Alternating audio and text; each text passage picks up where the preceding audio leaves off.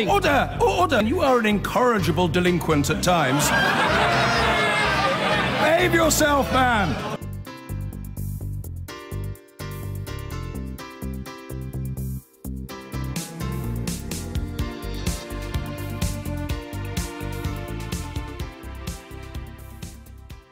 Order. We come now to the motion number 2, business of the House, Opposition Day motion. The whip to move?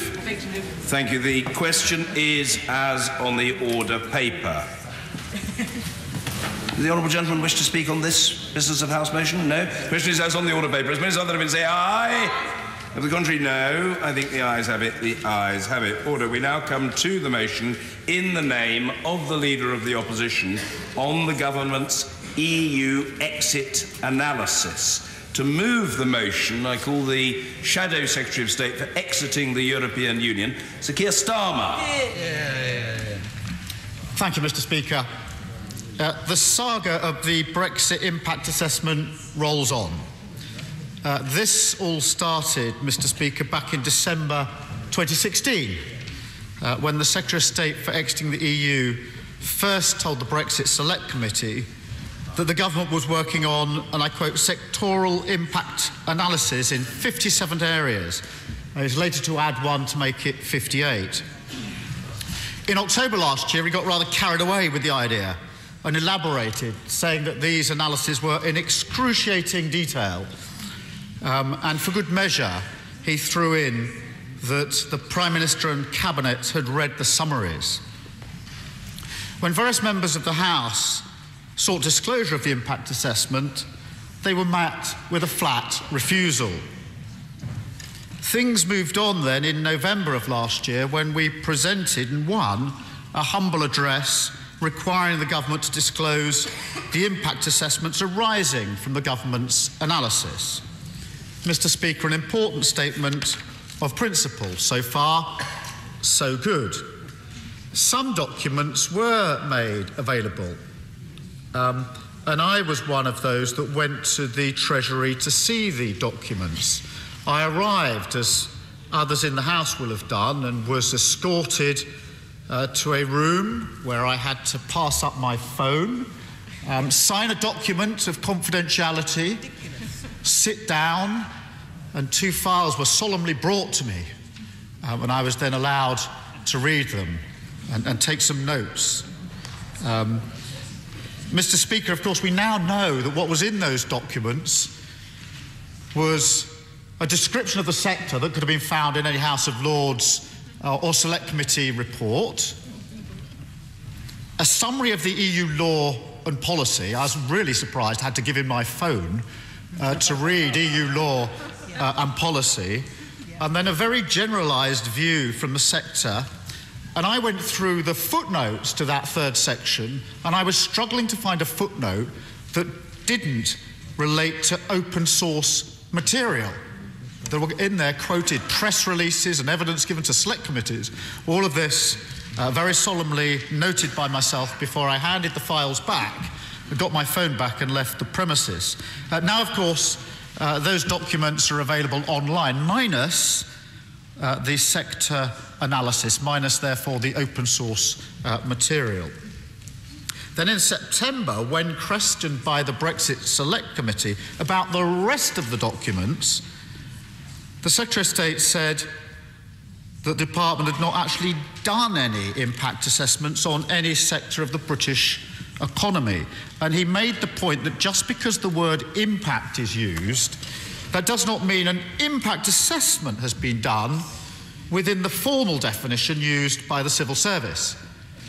Now, I have to say, Mr. Speaker, as a former defence lawyer, I was struck by this defence. Technically right, I can't be censured for contempt for failing to hand over impact assessments because I haven't done any. But I was never sure which was worse, relying on that technical defence or not actually having done the impact assessments in the first place. Roll on 1 month, and in the last 2 days it's leaked that an assessment called the EU exit analysis cross-Whitehall briefing does in fact exist. And it's reported that this document looked at 3 of the most plausible Brexit scenarios based on current EU arrangements with a range of predictions. I will in just one moment. Consistent with the principle established back in November last year, yesterday we called on the government to release that analysis. In true groundhog fashion, as it had done last year, the government said no. I will take the intervention before I go on. The Honourable Gentleman for giving way. He had a distinguished career in law before he came to this place, and what I would like to ask, Mr. Speaker, of the Honourable Gentleman is whether or not he condemns this breach, this leak, which is of a document which was being used by the government. I mean, to what extent are any documents in government regarded as confidential? Will he condemn the leak of this document? Look, I'm grateful for that intervention, and before I was in this place, I held the post of Director of Public Prosecutions, and we took leaks very, very seriously from our own department and any other civil service department, and I can only assume that an inquiry is in place in relation to this leak, and I think in the circumstances we should say nothing more about it. I will. I've repeatedly raised concerns that the North East and other regions will be particularly hard hit by the very obvious risks of Brexit, and it now seems from this leak that the government shares this view. So does he not share my concerns that it is completely unacceptable that the government think it's okay to keep businesses and the people in regions like mine in the dark on these issues? I'm very grateful for that intervention, and I think what it demonstrates is that honourable members have been trying on behalf of their constituencies and their regions to get a proper analysis of the impact of Brexit on the individuals, businesses and communities that they represent. And that is why it's so important to have this information so that we can have an informed debate and hold the government properly to account. I will give way and then I'll give way again. The right honourable gentleman described his experience of dealing with leaks. Does he accept that we have a rather curious cult of secrecy across government at the moment today, have been for some years? A leak is a very serious matter, and I deplore leaks when documents are revealed whose contents compromise the national interest or are loaded with party, political or other significance. But an objective analysis of the economic consequences of various options which the government is at the moment looking at and considering, it's impossible to see how that compromises the national interest. And properly open government should make that sort of information freely available to all those, including MPs, with a legitimate interest in the subject.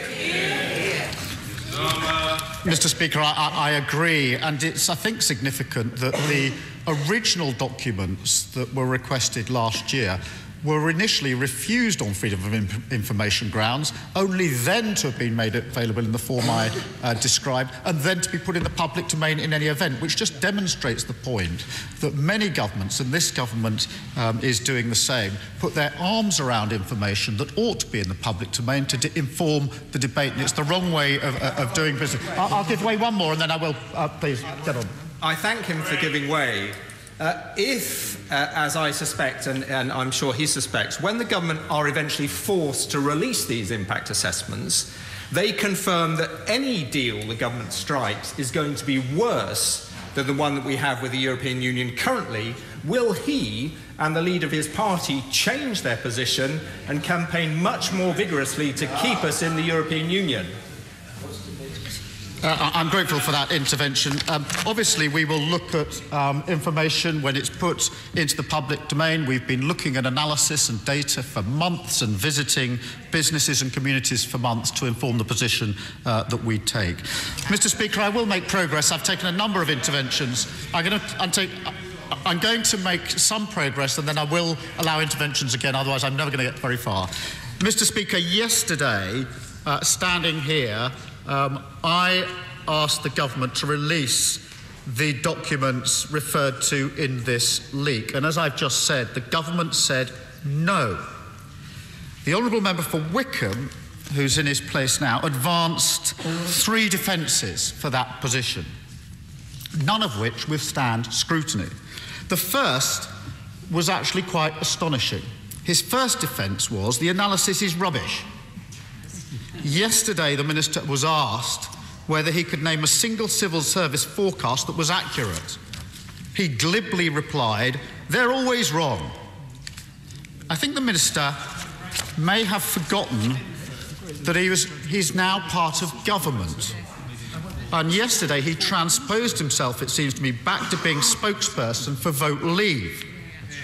Ministers and the government commissioned these papers, and it's frankly ridiculous now to attempt to rubbish them as an excuse for not publishing. Mr. Speaker, there is a very... I'm going to just complete this point and then I'll give way. There is a really serious point here. Is it seriously government policy that impact assessments are so inherently unreliable that it's better to proceed without them? Because that is the logic of the position that was being answered yesterday. Or is it not better to adopt the approach tweeted last night by the Honourable Member for Bracknell, a Justice Minister on the front bench? He said, and I quote, "The next phase of Brexit has to be all about the evidence. We can't just dismiss this and move on. If there is evidence to the contrary, we need to see it and consider that too." Mr. Speaker, there's one further point, and then I will give way. One further point about this first line of defence, which is to rubbish the analysis. Mr. Speaker, it's deeply discourteous and disrespectful of the civil servants who've worked and are presumably continuing to work, often in very difficult circumstances, on these papers. In my experience, having been a civil servant and having civil servants as staff, they do a very good job, often in difficult circumstances, whether or not they agree with the instructions given to them. And simply to glibly answer that they're always wrong was deeply disrespectful of them. And I hope that the Minister speaking today will just take the opportunity formally to apologise to these civil servants that prepared these papers in good faith and assure them of the support that we all have for the work that they're trying to do. I'll give way, and then I'll give way again. Thank you, Mr. Speaker, and I thank my friend for giving way. He makes a very good point that yesterday what we saw was a pretty grim approach to economic forecasting, full of jokes but not the seriousness of this situation. But actually, an opportunity presents itself given that the Conservatives in government already created the Office for Budget Responsibility, independent forecasters who could do the job of providing the public with the facts if only the government would tell them what their policy is. Does my friend agree? Yes. Mr. Speaker, I do, and that's a very important point because, of course, the OBR is essentially saying they can't do their job because they haven't got the information to do it. And that is why it is far better to proceed on the basis of assessments of risk and impact and allow the OBR to do their job. I will give way in 1 minute, but can I just finish this point? Mr. Speaker, having been a civil servant myself for 5 years and having engaged in risk assessments, the purpose of the exercise is to identify the risk, to identify the size of the risk, the likelihood of the risk, and then the fourth column is always the really important one, which is what is the government going to do also to mitigate the risk. And that's why these risk assessments are so important. I've said I'll give way, and I'll give way once and then twice. I'd like to thank the Shadow Minister for giving way, and I'd like to agree with him on the important work of civil service, because many real stakeholders, including the digital industry, the banking industry, the legal services industry, have come to me this week to actually say what a good job our civil services are doing in preparing for the Brexit negotiations. My understanding of this paper is that it suggests that the no-deal scenario is not very attractive, that cut and pasting the Canada Brexit deal or the Norway deal are also not very attractive. But those are not what the government's proposing. Doesn't he agree that it would be better if our ministers got out of this House, on with their work and deliver a better deal? I'm grateful for that intervention. The honourable member will remember that one of the questions I asked yesterday of the Minister was whether the model that the government is pursuing has also been subjected to an impact assessment. I didn't actually get any of the questions that I asked about 6, answered or even addressed by the Minister yesterday. I'm hoping some of them might be addressed later on today. I'll give way again and then I'll give way behind me. To the Right Honourable Learned Gentleman for giving way. Could he help us with this? Has he established the status of these documents? Because from what I've read, from what I gather, these weren't sort of some loosely put together drafts of a document. These are documents, and has he been able to establish, are these the documents which were to be made available to the Cabinet that they could go and see? I think it was actually next week, if not even this week, under lock and key, not allowed to make a note. So I think it's really important. Are these actual documents that the Cabinet, it had been deemed fit, were of such importance the Cabinet should see them? I'm grateful for that intervention, and I will answer it and just make a second point as I do it, and then I'll come to the other intervention in just a minute, because I think this is a really important point, because the second line of defence that was used and deployed yesterday for not releasing these documents was that they're not complete, they're early stages, they're just evolving. And again, I seem to recall that was exactly what was said about the first set of documents that we were trying to have released last year. We've heard that one before. I haven't yet ascertained the status of the documents, but as I understand it, these were documents that were being shown as a document to key ministers ahead of an important Cabinet Brexit subcommittee meeting next week. No doubt the Minister will be able to confirm that. But if they're in such a form that they can be shown to ministers to brief them for an important meeting next week, then it seems to me they are certainly way past the stage of an early script that hasn't been approved. I've promised I'll give way, and I will. I'm grateful to the Right Honourable and Learned Gentleman. Is he aware that this morning, as Welsh questions, the Welsh Office Minister, in response to a question from my honourable friend for Twyford Meirionydd, said, we have many assessments as we go through this process. It's not just the one, but many. Will it not be essential that the government releases those assessments as they become available as we go through the process? I think it is, because otherwise all that's available is the increasingly stale assessments that were put eventually into the public domain in December of last year. Mr. Speaker, I'm going to press on. I will give way once, twice, and then I think there was a third over there, just to be fair. The Honourable Member for Agron makes an important point. Where the devolved administrations have already done their work on the assessments, is it therefore what the Minister said yesterday at the dispatch box, that the government will not assist them with that work, because many of these areas are partly devolved and partly retained? I'm grateful for that intervention, because I think, consistent with the point that was being made earlier about the regions, each of the regions and nations needs to understand the risk that they face so that they can then, if necessary, put the various mitigation in place. And we need to press on these issues, so that is vitally important. I was going to give way again here. I thank my right honourable and learned friend. Does he agree with me? If the government had at its disposal any economic evidence or forecasts that actually backed up its chosen approach, it would already be in the public domain. It wouldn't be called a leak. Yeah, exactly. Well, I'm grateful for that intervention, and I do agree that it would be highly likely that it would be put into the public domain. But I do come back to this serious point that, you know, the choice now to be made is how we leave the EU and what the future relationship might be. That is a profoundly important question. There are many different choices, and we absolutely need, and there should be, a robust impact assessment that we can all see and all discuss. I'll give way once more, and then I'm going to get on to the third point. And thank the Right Honourable Gentleman for giving way. Is it his party's policy to remain in the European Union Customs Union? Yes or no?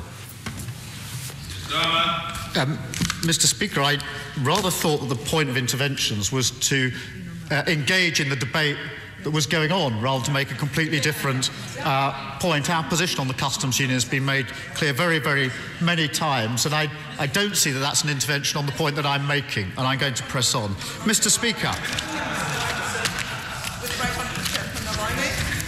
Mr. Speaker, the third line of defence that was advanced by the Minister, who now seeks instructions from the civil servants he disparaged yesterday, was that any disclosure might harm or undermine the negotiations. Again, Mr. Speaker, we've heard that one before. We've always accepted that anything that genuinely undermines the negotiations should not be put into the public domain. But there's a difference between that and something which is simply embarrassing to the government, which is a point made by the Right Honourable Member for Rushcliffe yesterday afternoon. And this motion provides for confidentiality. But, Mr. Speaker, that defence was immediately undermined by the Minister himself yesterday. Usually when there's a leak, governments say that they won't comment on the leak and they don't rely on the information in the leak because if it's not to be in the public domain, nobody should rely on it. But the Minister not only commented on it, he then sought to rely on the leak to advance his own case. When challenged by the Honourable Member for Normanton, Pontefract and Castleford about the customs union, he prayed in aid the figures, saying there is economic growth under all scenarios in the economic assessments. You can't simply say, I will rely on the figures to advance my own case, but I won't publish the full figures so that anybody can question me properly on what I'm saying. So we now need to go back to first principles. I'm just going to press on. I will give way again in a minute. As I say, only one question was answered on the 23rd of June 2016, which is whether we should leave the EU. Not how, not the future relationship. These are incredibly important questions. We need an informed debate, including the likely economic impact of different approaches. Publication is needed in the name of transparency. Publication is needed in the name of scrutiny. Now, there has been an indication that the government will accept this motion, and I look forward to hearing from the Minister. In doing so, and when he does so, can I caution him? Because his fellow minister yesterday found himself saying at the beginning of his answer, and I quote, "This economic analysis is not what is formally known as an impact assessment." Well, let's not go there again, where you accept, or a motion is accepted only for later there to be a quibble as to whether the precise wording was sufficient to release the documents. Let's not go there again. If the motion is being accepted, it needs to be accepted in spirit and form and in full. Secondly, let there be no confusion about editing or redacting. That is not provided for in this motion, just as it wasn't provided for last time. And finally, I ask the Minister this. If the motion is to be accepted, when does the government intend to release the documents? I remind the Minister that when this question arose at the end of our first humble address, the Speaker was asked the question, what would be a reasonable time frame for the government to respond? And the Speaker on that occasion, on that humble address, said this: one can take a view about this, one can consult Erskine May, and one should reflect in sober and considered fashion. But if, as it was the Honourable Lady is asking me whether I envisage this being something that needs to be deliberated on over a period of several days, the answer is no. And on this side of the House, we anticipate and expect that the same sort of time frame needs to be kept to. And against that background, Mr. Speaker, I move the motion. Yeah. The question is as on the order paper. I call the Minister from the Department for Exiting the European Union, Robin Walker. Thank you, Mr. Speaker. And let me start by saying that the government will not be opposing this motion today. Since the motion is therefore expected to pass, I want to focus my remarks around three important points. Firstly, how we plan to comply with the terms of the motion. Second, by explaining exactly what the analysis to which the motion refers is. and the significant caveats around the status of this analysis. This is so that all members fully understand the preliminary nature of this analysis and the challenges around this type of modelling more broadly. And third, the fact that there are parts of it which remain negotiation sensitive and should not be put into the public domain. Something I know that the Right Honourable and Learned gentleman who speaks for the opposition has recognised in his motion when he refers to confidentiality. A key part of this is, I'll give way in a moment if the Honourable Member doesn't mind, a key part of this is the importance for the government to be able to actually conduct internal thinking when it comes to preparing policy. And let me start with the terms of the motion. We will provide the analysis to the Select Committee for Exiting the European Union and all members on a strictly confidential basis. This means we will provide a hard copy of the analysis to the Chair of the EU Select Committee. And a confidential reading room will be available to all members and peers to see a copy of this analysis once those arrangements can be made. This will be under the same terms as previous governments and this government have arranged in similar circumstances. I'm happy to give way to the Honourable Gentleman. Grateful to the Minister. Before we proceed any further, we have heard many requests and demands for this information to be published here today and in the press. Can he tell me, has he had any similar requests from the devolved governments in Cardiff for Welsh-specific information from these assessments?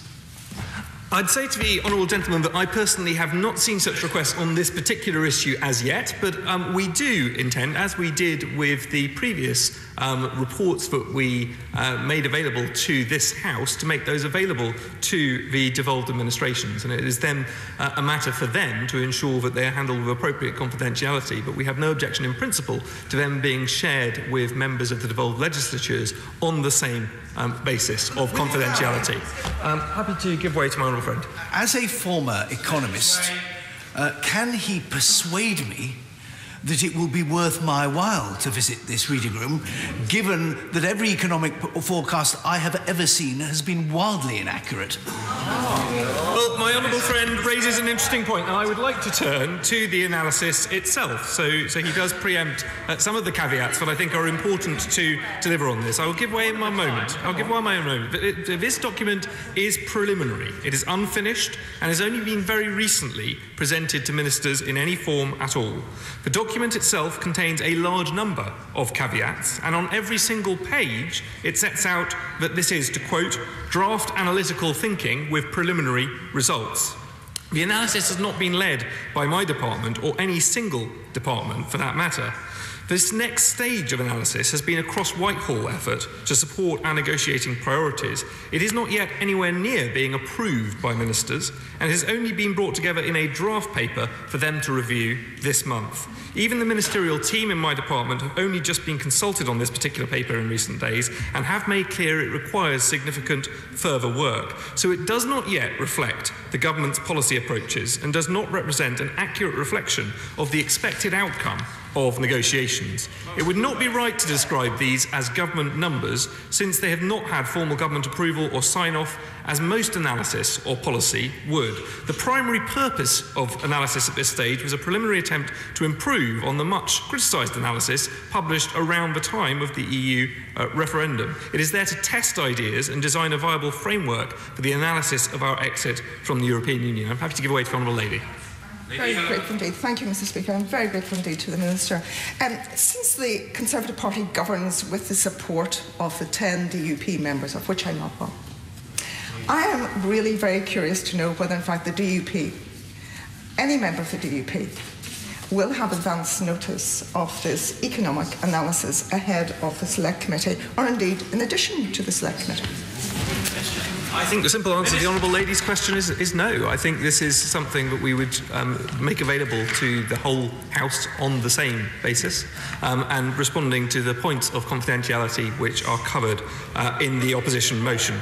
If the Honourable Lady will give me one moment, I will give way to her, but I just want to complete this point about the caveats on the analysis. At this very early stage, it only considers, the analysis which we're addressing, the off-the-shelf arrangements that currently exist. And we've been clear that these are not what what we are seeking in the negotiations. It doesn't consider our desired outcome, the most ambitious relationship possible with the European Union, as set out by the Prime Minister in her Florence speech. Such an agreement is in the interest, we believe, in both the UK and the EU, and to be crystal clear, it does not consider a comprehensive free trade agreement scenario, as some reports have suggested, but simply an average FTA.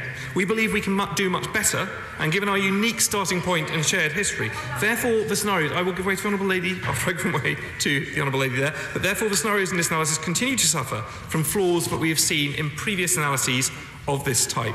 Now, yesterday, a number of members of this House spoke eloquently about the challenges of modelling uncertain outcomes over an extended period. I believe that the analysis presented by so many organisations prior to the referendum is a clear example of those challenges, and we have seen outcomes quite different to date to some of those that were set out. Will you give way on that? I will give way to my right honourable friend. I'm very grateful to the Minister. I find this conspiracy theory so absurd. The Treasury published very clear and totally wrong short-term forecasts for the referendum debate, and they published very clear and I think equally wrong long-term forecasts before the referendum debate, so the whole nation could engage with these wrong forecasts. This latest lot of leaks look very like the wrong long-term forecasts that the Treasury previously did.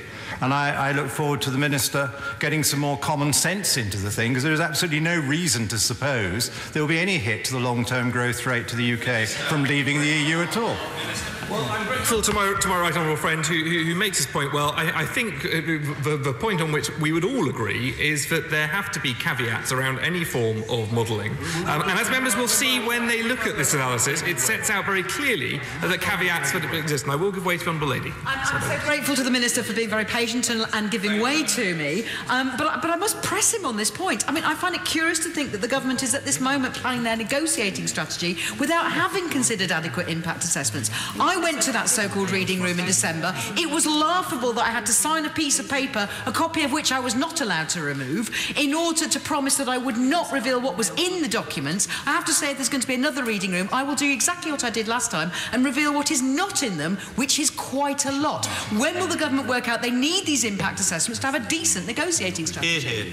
I'd say to the Honourable Lady, as we've said many times, the government is informed by a wide range of analysis, but I am responding to the motion from her own front bench, which respects the importance of confidentiality in this case. And I'm afraid I will give way to my right honourable and learned friend in a little while, but I do just want to finish this point about the nature of the analysis and the caveats which are actually contained, as members will see when they see this document. One of which is that the economies of all sorts face an uncertain future in the face of new technologies and the next phase of globalisation, which presents both challenges and opportunities. And of course there is a specific role for modelling of this sort, not right now, but it must be deployed carefully and appropriately alongside a full range of policy work in our EU exit plans. On its own, no model or no analysis will be sufficient to provide us with the full picture of the various benefits and costs of different versions of Britain's future relationship with the EU. They cannot predict the future. And it is the government's job to use these sorts of models appropriately and develop them as best they can be. And despite, and in many ways because of the above, this analysis remains extremely sensitive. And give way to the Honourable Lady. Grateful to him for giving way. Surely the million-dollar question is this. If the government haven't yet assessed the model agreement that they want, when are they going to tell the British people what it is that they want, cost it and publish the results? When? The Prime Minister has set out a very clear strategy for developing an FTA between the UK and the EU which goes much further than previous models. As I am explaining, this analysis is looking at the existing models and comparing some of those. That is not the same as what the Honourable Lady sets out. I will give way to my right honourable learned friend. I agree with my honourable friend. First, thank him for announcing that the common sense decision has been made overnight to stop trying to withhold these documents. But, and also, I quite accept what he's saying about the caveats attached to all forecasts, although the idea they're all rubbish is a new and sensational claim made by some of his colleagues. Would he, just to be clear about the status, is it not the case that these perfectly responsible government departments have produced these papers and reached the stage where they were briefing for cabinet ministers to inform those cabinet ministers as they go to the next stage of discussions to try to create a policy on where we're going to in the negotiations with the European Union. The same status as such forecasts will be put to a Chancellor before making a budget.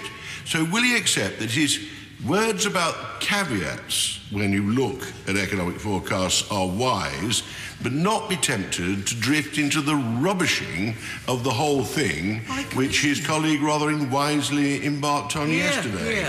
I could say to my right honourable and learned friend, who of course in his own experience as Chancellor knows a lot about the confidential information that is presented to ministers ahead of budgets, but of course that process has to go through a number of stages. And as I said, this information, which is preliminary, which is not yet finished, was presented to ministers for the first time in recent days. It is therefore not in a form which is approved to go forward in the way that he describes.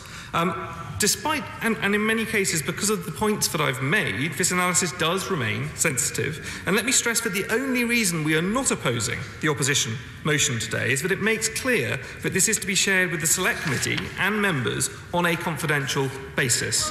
We are about to embark on exploratory talks with the European Union regarding our future relationship, and will be in formal negotiations over the coming months. And having an incomplete analysis such as this in the public domain wouldn't serve the national interest in the upcoming negotiations. I cannot imagine that any reasonable member of this House genuinely believes it is in the national interest for the government to have to publish unfinished developing analysis of scenarios that we are clear we don't want at the start of the negotiation. But there is another equally important reason why this analysis should not be put in the public domain, and this is a simple one. The functioning of government, something which my right honourable and learned friend knows a great deal about. Not this government, but any government. And I would like to ask honourable members who have been ministers, who aspire to be ministers, or who have ever held a position of responsibility, how they would feel about having to publish their team's work in progress partway through a project. I'm sure they would agree that publishing unfinished initial findings can be extremely misleading, and I'm confident they would join me in ensuring this does not happen on a routine basis. Happy to give way to my right honourable friend. Can I just say to my honourable friend that there is also another reason why this set of analysis is peculiar and quite different.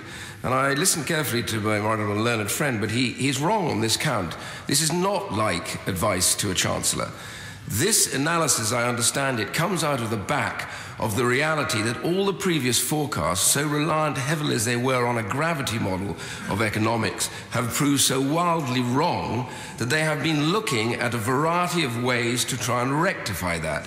So there is an experimental nature even in the economics of this, not just in the straight analysis, and that's why they do not have a massive bearing on the negotiating strategy of the government at this point, because they themselves are questioning whether it's feasible to make a serious analysis forecast that may even be slightly correct.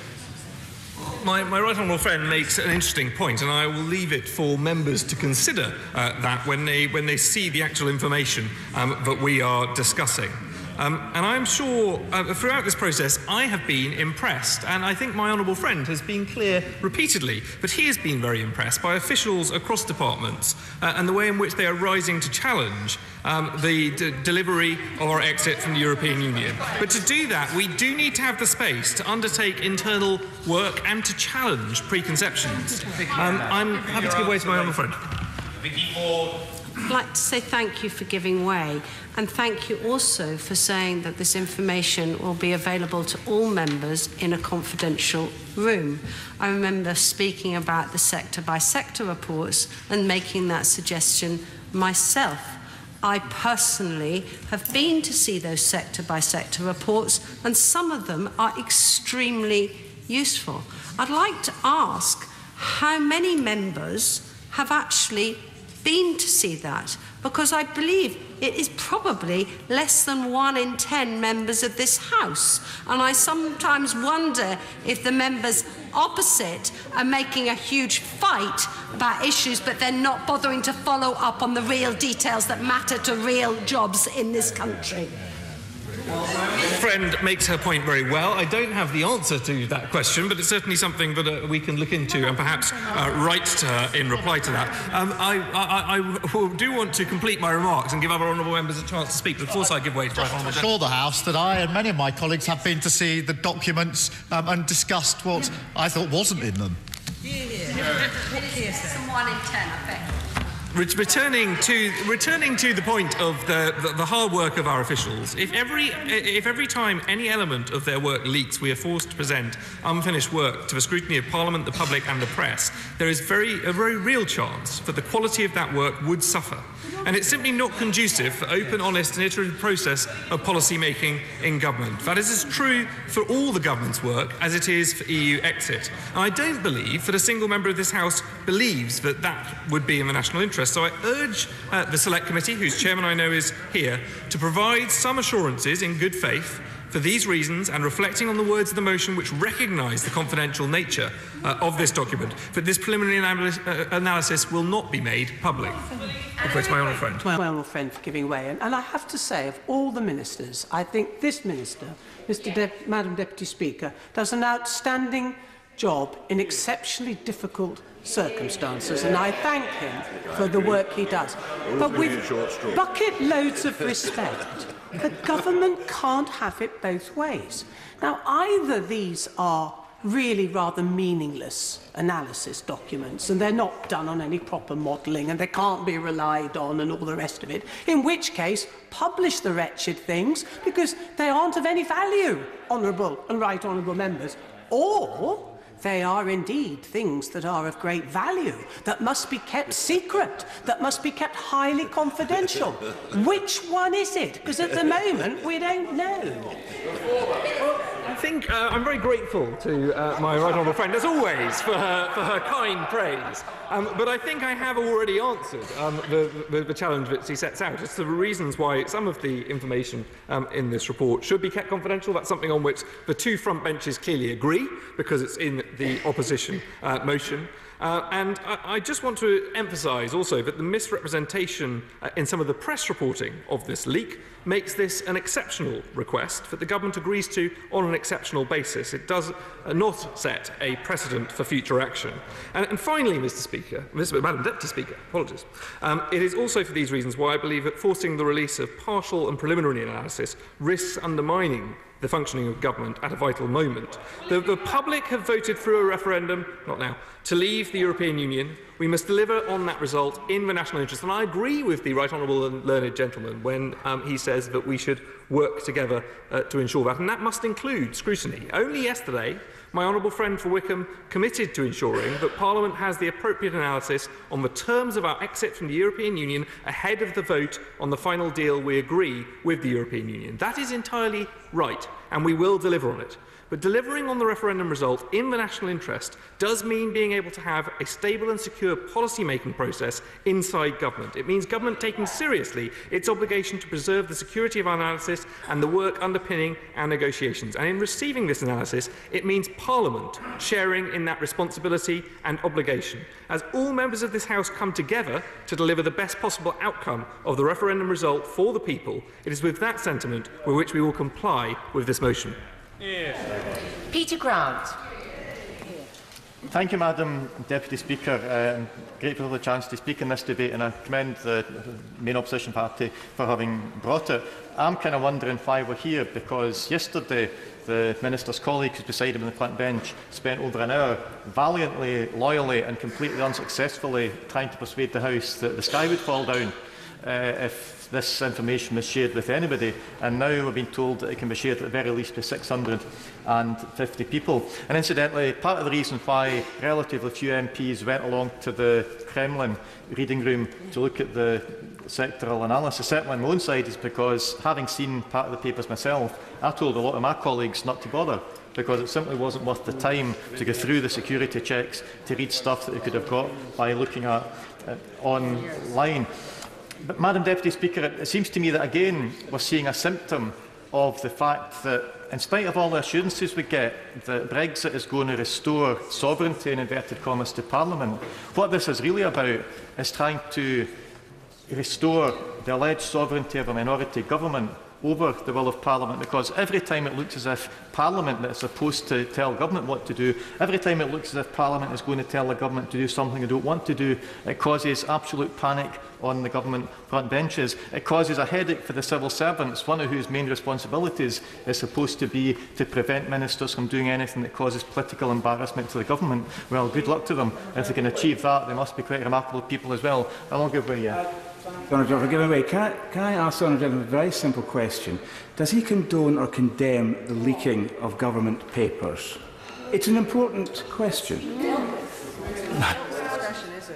At this point, Madam Deputy Speaker, the answer is no. I neither condone nor condemn, because I don't know what the circumstances were. I had an experience of walking away from a very successful, potentially successful career in NHS financial management, because I wrestled for 6 months with my own conscience, seeing things that I knew had to be brought to public attention, knowing there was no way that I could do that, knowing that the public were being deliberately misled about what was going on in the health board that I worked in, and the only way that I could bring that to public attention was to resign and walk away from the job at first. So I will never, ever, ever condemn anyone who believes they're acting in the public interest by doing something that they're not supposed to do. And before I give way once more, can I say I would be very surprised if there's a single member in this chamber today that is not at this very moment considering an important constituency case that has been brought to them by somebody who technically was breaking the rules by raising it with the Member of Parliament. And there are times when the public interest has got to outweigh all other considerations, and until I've seen the full circumstances as to why this information was disclosed, I'm not going to condone, I'm not going to condemn, and I don't think anyone else should prejudice the case by commenting on it just now. I'll give way to the Honourable Member. Following on from that, would he agree that there's a distinction between a leak and whistleblowing? And the whistleblowing is in the public interest, and it would be my view that a provisional evaluation of the economic impacts, be they incomplete and imperfect, and given that good is not the enemy of perfect, should be in the public arena, and this is a whistleblow, not a leak. I'm grateful for that intervention. We have to be careful about language, because there's whistleblowing as defined in the Public Interest Disclosure Act, and it's not clear that this particular incident would have complied with that. But as a council leader who sometimes found myself having to respond to information being disclosed that technically shouldn't have been, I still always took the point of view that if the motivation was clearly a public interest, then we should seek to protect those who do that, even if they haven't done it in technically the correct way. But the question today should not be about the motivation or principles or whoever it is that disclosed this information into the public domain. The question should be, first of all, about what the information tells us, and second, about what the government's determination to hide this information from the people tells us about the government's handling of Brexit. I'll give you in a few minutes, but I want to make some progress first. I hope that when the government respond later, they'll do what they didn't do, the Minister didn't do earlier on. They'll tell us, when did they start to prepare this analysis? Is this the homework that the Secretary of State had to confess to the Select Committee he hadn't done yet when the House asked for it before? Because it looks suspiciously as if not only is that the Secretary of State's late homework, but he copied it off his new pal Big Mike in the high school up the road in Scotland, because the similarities between the Scottish Government's analysis that the government rubbished 2 weeks ago and the government's own analysis, the similarities between them are so striking that it would be a remarkable coincidence if the people who prepared those analyses hadn't actually been sitting down copying from each other at the time. I thank him very much for giving way. I agree with him that it is clearly important that we get out into the public domain, or in controlled circumstances, this information.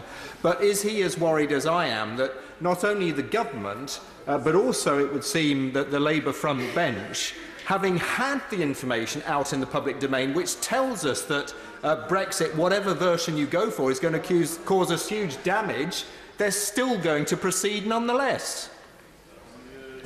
Well, again, this may not be the time for that debate, but my position is perfectly clear.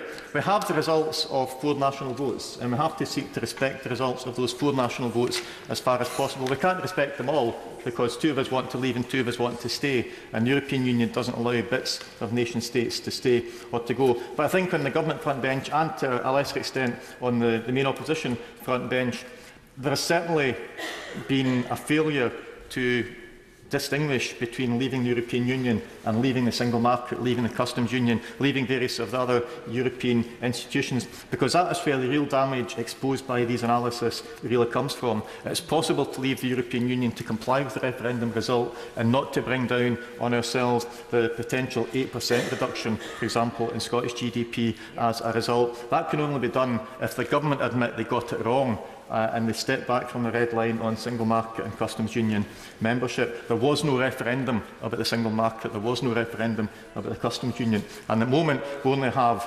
unilateral political dogma from the government party telling us that we have to leave. And the real reason why these analyses were never done, and then after they had been done was they were kept secret for as long as possible, is because those analyses realised that in deciding to take us out of the customs union and the single market, the government got it badly wrong. And all we need is for the government to admit they got it wrong, and this whole debate then becomes an irrelevance. But, Madam Deputy Speaker, the government's behaviour demonstrates again the fallacy of the argument that Parliament holds the government to account. Because in effect, we don't have an electoral system that's designed to produce a proper Parliament. We have an electoral system for this place that's designed to produce one winner and one loser. And it doesn't like it if there's more than one party on the allegedly losing side, because the system can't cope with having more than one big opposition party. It doesn't like it if it's unclear who the overall winner is. This place is always in turmoil if there's a coalition has to be formed, or if there's a minority government, or whatever. And the whole process, the whole procedure of Parliament, the whole way that bills are produced, the whole way that time is allocated in Parliament and so on, is based on the assumption that the government decides, and just every once in a while Parliament tries to tell the government they should have decided something different. And the discussion that we had in relation to the first batch of Brexit papers before Christmas, and we've seen elements of it again today, is that it's somehow disloyal to the country, disloyal to your constituents, for any member of Parliament to suggest that perhaps the government have got it wrong and the government should be doing something different. Madam Deputy Speaker, whether that is in relation to publishing or not publishing the papers, to handing them over in secret to committee or not to handing them over in a committee, I'll give you in a second. Whether it's in relation to the decision to take us out of the customs union in the first place, or to anything else, any other decision that the government takes and announces as a decision without having the full mandate of the people. Any of these decisions, Madam Deputy Speaker, it must be open to any Member of Parliament to criticise them, to seek to change them. And when I keep hearing people, not so much on my own benches because we have a clear mandate from our constituents, but when I hear members either in the government benches or in other opposition benches being denounced as traitors, as enemies of the people and so on, simply for standing up in this place for what they believe in, we really have to ask ourselves what is going on with democracy in these four nations. In some ways, it's even more fundamentally important than our membership of the EU and its related institutions. We have to get a grip, and it's disappointing that some of the comments I've heard, even yesterday, from government backbenchers still talking about London-based elite remoaners, and nobody on the government front bench picked up on that and said that that kind of language is not acceptable. There should never be any need to question the integrity or the motivation of anybody in this chamber simply because we disagree, however passionately, with what they're saying. Hear, hear. Thank you for giving way. I was listening to what you were saying earlier about the sector-by-sector reports. And I think I heard you say that you had told other colleagues, I think I heard the member say that he had told other colleagues not to bother to go and read them. Now, my understanding is that we need to have a trade deal that works for all sectors of the economy, and especially for areas like food and agriculture and farming. And my memory of those sector-by-sector reports is that's an area that's enormously detailed. So perhaps he could think again about encouraging other members to actually go and look at this detailed information. Madam Deputy Speaker, part of the government's response earlier on today to the disclosure of these documents was that it was a selective and incomplete quotation or citation from it, and I'm afraid that's what I've just seen from the honourable member. But what I said, if I can deal with one intervention first, please. What I said was that the reason that I told my colleagues that it wasn't really worthwhile spending time handing over their phones, making appointments and all the rest to go to see it, was because there was nothing in there that they couldn't have got quite easily on the internet. Is it really a good use of a member's time to go through a security check, more severe than you get if you're going through an airport, to read in a classified document that Airbus and Boeing make aeroplanes, to read in a classified document that gambling legislation in Northern Ireland is devolved, but not elsewhere. These are all things that were in the documents that the government said they could not disclose.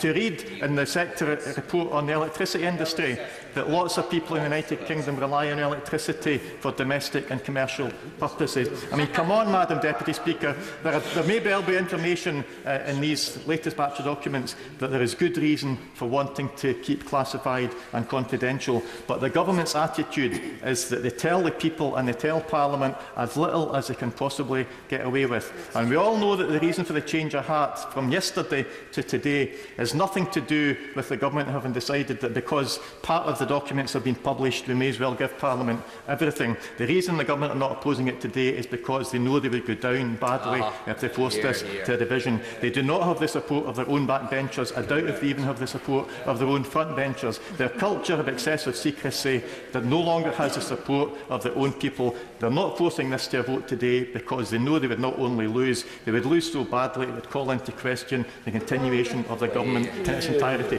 I did say I'd give way to my honourable friend first. I'm very grateful to him for giving way. As usual, he's very modest. He's not actually explaining to the House that he's a member of the committee for exiting the EU and has been part of the project of producing detailed reports of sectoral analysis, so he knows, like anyone who's bothered to read the reports. I see the Honourable Lady still in his place. My honourable friend knows, like anyone who's bothered to read the reports, that all the information in these top secret documents is already in the public domain.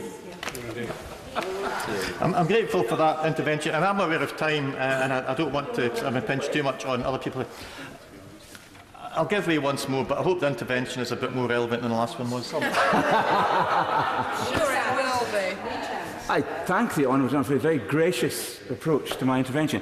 It's just that the Honourable Gentleman is contradicting himself, because on the one hand he's saying that the government is not responsive to Parliament, that Parliament is some kind of constitutional eunuch, and then in the next breath he says, well, the reason that there's not going to be a vote in this situation is because the government can't control their own side. You can't have it both ways. The fact is that this Parliament is very successfully holding the government to account and is being very thorough in its scrutiny, and I think in defence of the honour of this Parliament I needed to intervene to say that. Madam Deputy Speaker, the reason that Conservative backbenchers will abstain on this today is because the whips the government have told them to abstain. The reason that the earlier motion on the main Brexit sectoral analysis was not opposed was because the government told the backbenchers not to impose it. We've had a number of backbenchers since then saying in this chamber that they're doing quite happy to lead a move against that humble address before Christmas, but the government whips told them not to. The fact of the matter is that all too often the government holds Parliament to account, not the other way around. Now, we're not going to fix that today, but I think if we appreciate that that is the background against which this whole fiasco has developed, it's a bit easier to understand how it is that as soon as you have a government that does not command a substantial majority in the House, you have problems. The British electoral system has got a phobia against minority governments or coalition governments, despite the fact that in numerous other places, some of them not too far north of here, there are examples of governments operating very, very successfully indeed, either in coalition or as a minority government.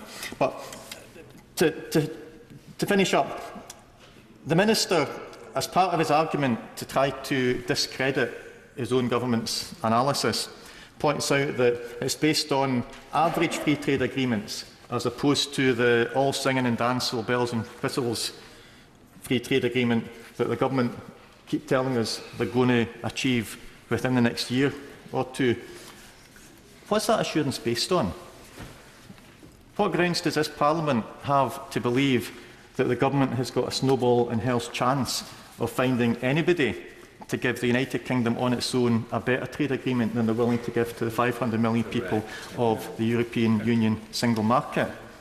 Have the government done an analysis to tell them that they're going to get better trade deals? Well, I hope not, because if they've done such an analysis, that analysis is quite clearly rubbish as well. And given that analyses that come out of Her Majesty's Treasury are no longer to be trusted, can we take it as now the official position of the government that the 16 analyses that were done by government departments in 2013-2014 showing what a disaster a yes result in the Scottish referendum would be, that they can no longer believe what they said? And can we just cut to the chase and save everybody a lot of time and get the government to admit now that that the buckets full of analysis they're going to produce next time around are also worthless and incomplete and selective, so they can just not bother producing them and save us all a lot of time. Madam Deputy Speaker, when you get a government that has to defend its own excessive secrecy by telling the people of these islands that you cannot rely on information that comes out from the government, whether it was meant to come out or not, when the government tells us we cannot rely on information the government itself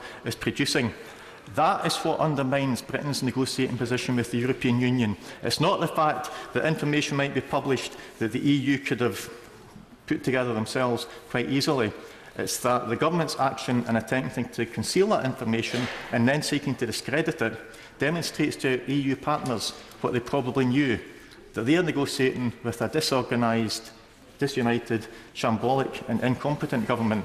And, Madam Deputy Speaker, that weakens Britain's negotiating position more than any release of Brexit analysis papers could ever do. Hear, hear. Anna Soubry. Much indeed, Madam Deputy Speaker, and it's a pleasure to follow the honourable member and the comments that he made, though obviously I certainly didn't share much of what he said at the end of his speech. I'm delighted that the government has had the good sense to agree to this motion.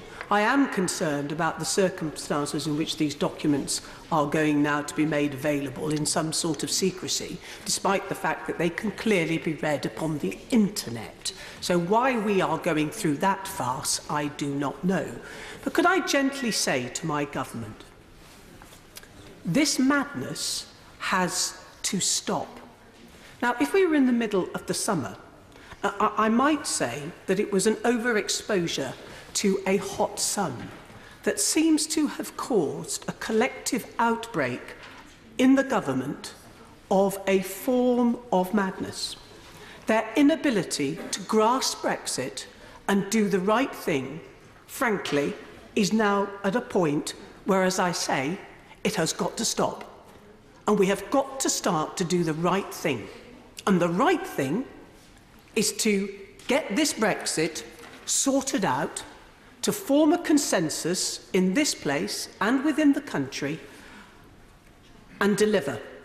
Not just on the referendum result, but deliver on the hopes and the aspirations of our people that we will have an economic future out of the European Union that will be safe and secure for generations to come.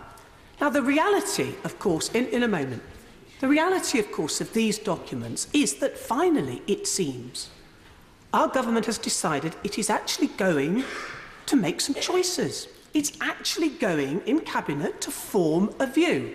It's only taken 19 months since the referendum to work out what it wants from Brexit.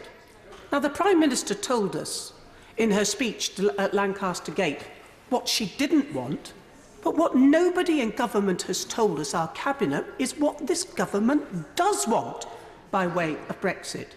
And if I'm agitated, and I am, I can assure the front bench that the people of this country, whilst I think most of them are just fed up to the back teeth, but they too are agitated because they are worried and they are nervous. And being blunt, there are millions and millions of people in this country who do not believe that either of the two political parties in this country represent their views and indeed will forward their views. I see it in these terms, Madam Deputy Speaker. I think there's a group of people, the hard Brexiteers, and you aren't going to change them. In my own party, my government believes that somehow they can manage the 35 hard Brexiteers who've been banging on about Europe in a way at times which I think is not particularly good for their mental health for decades, and they think they can manage them. You can't manage them. Even if you gave them what they wanted today, they would complain that you hadn't done it yesterday.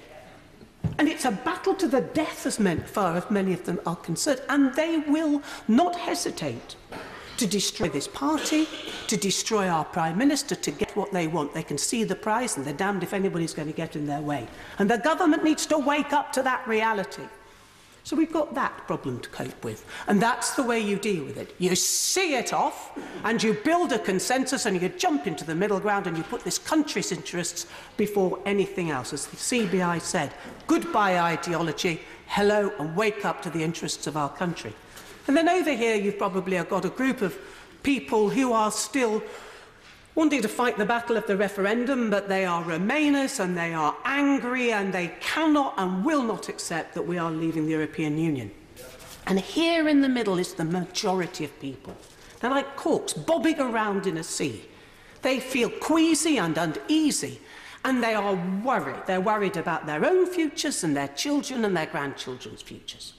And there is nobody, no thing, no vehicle that is coming along upon which they can jump.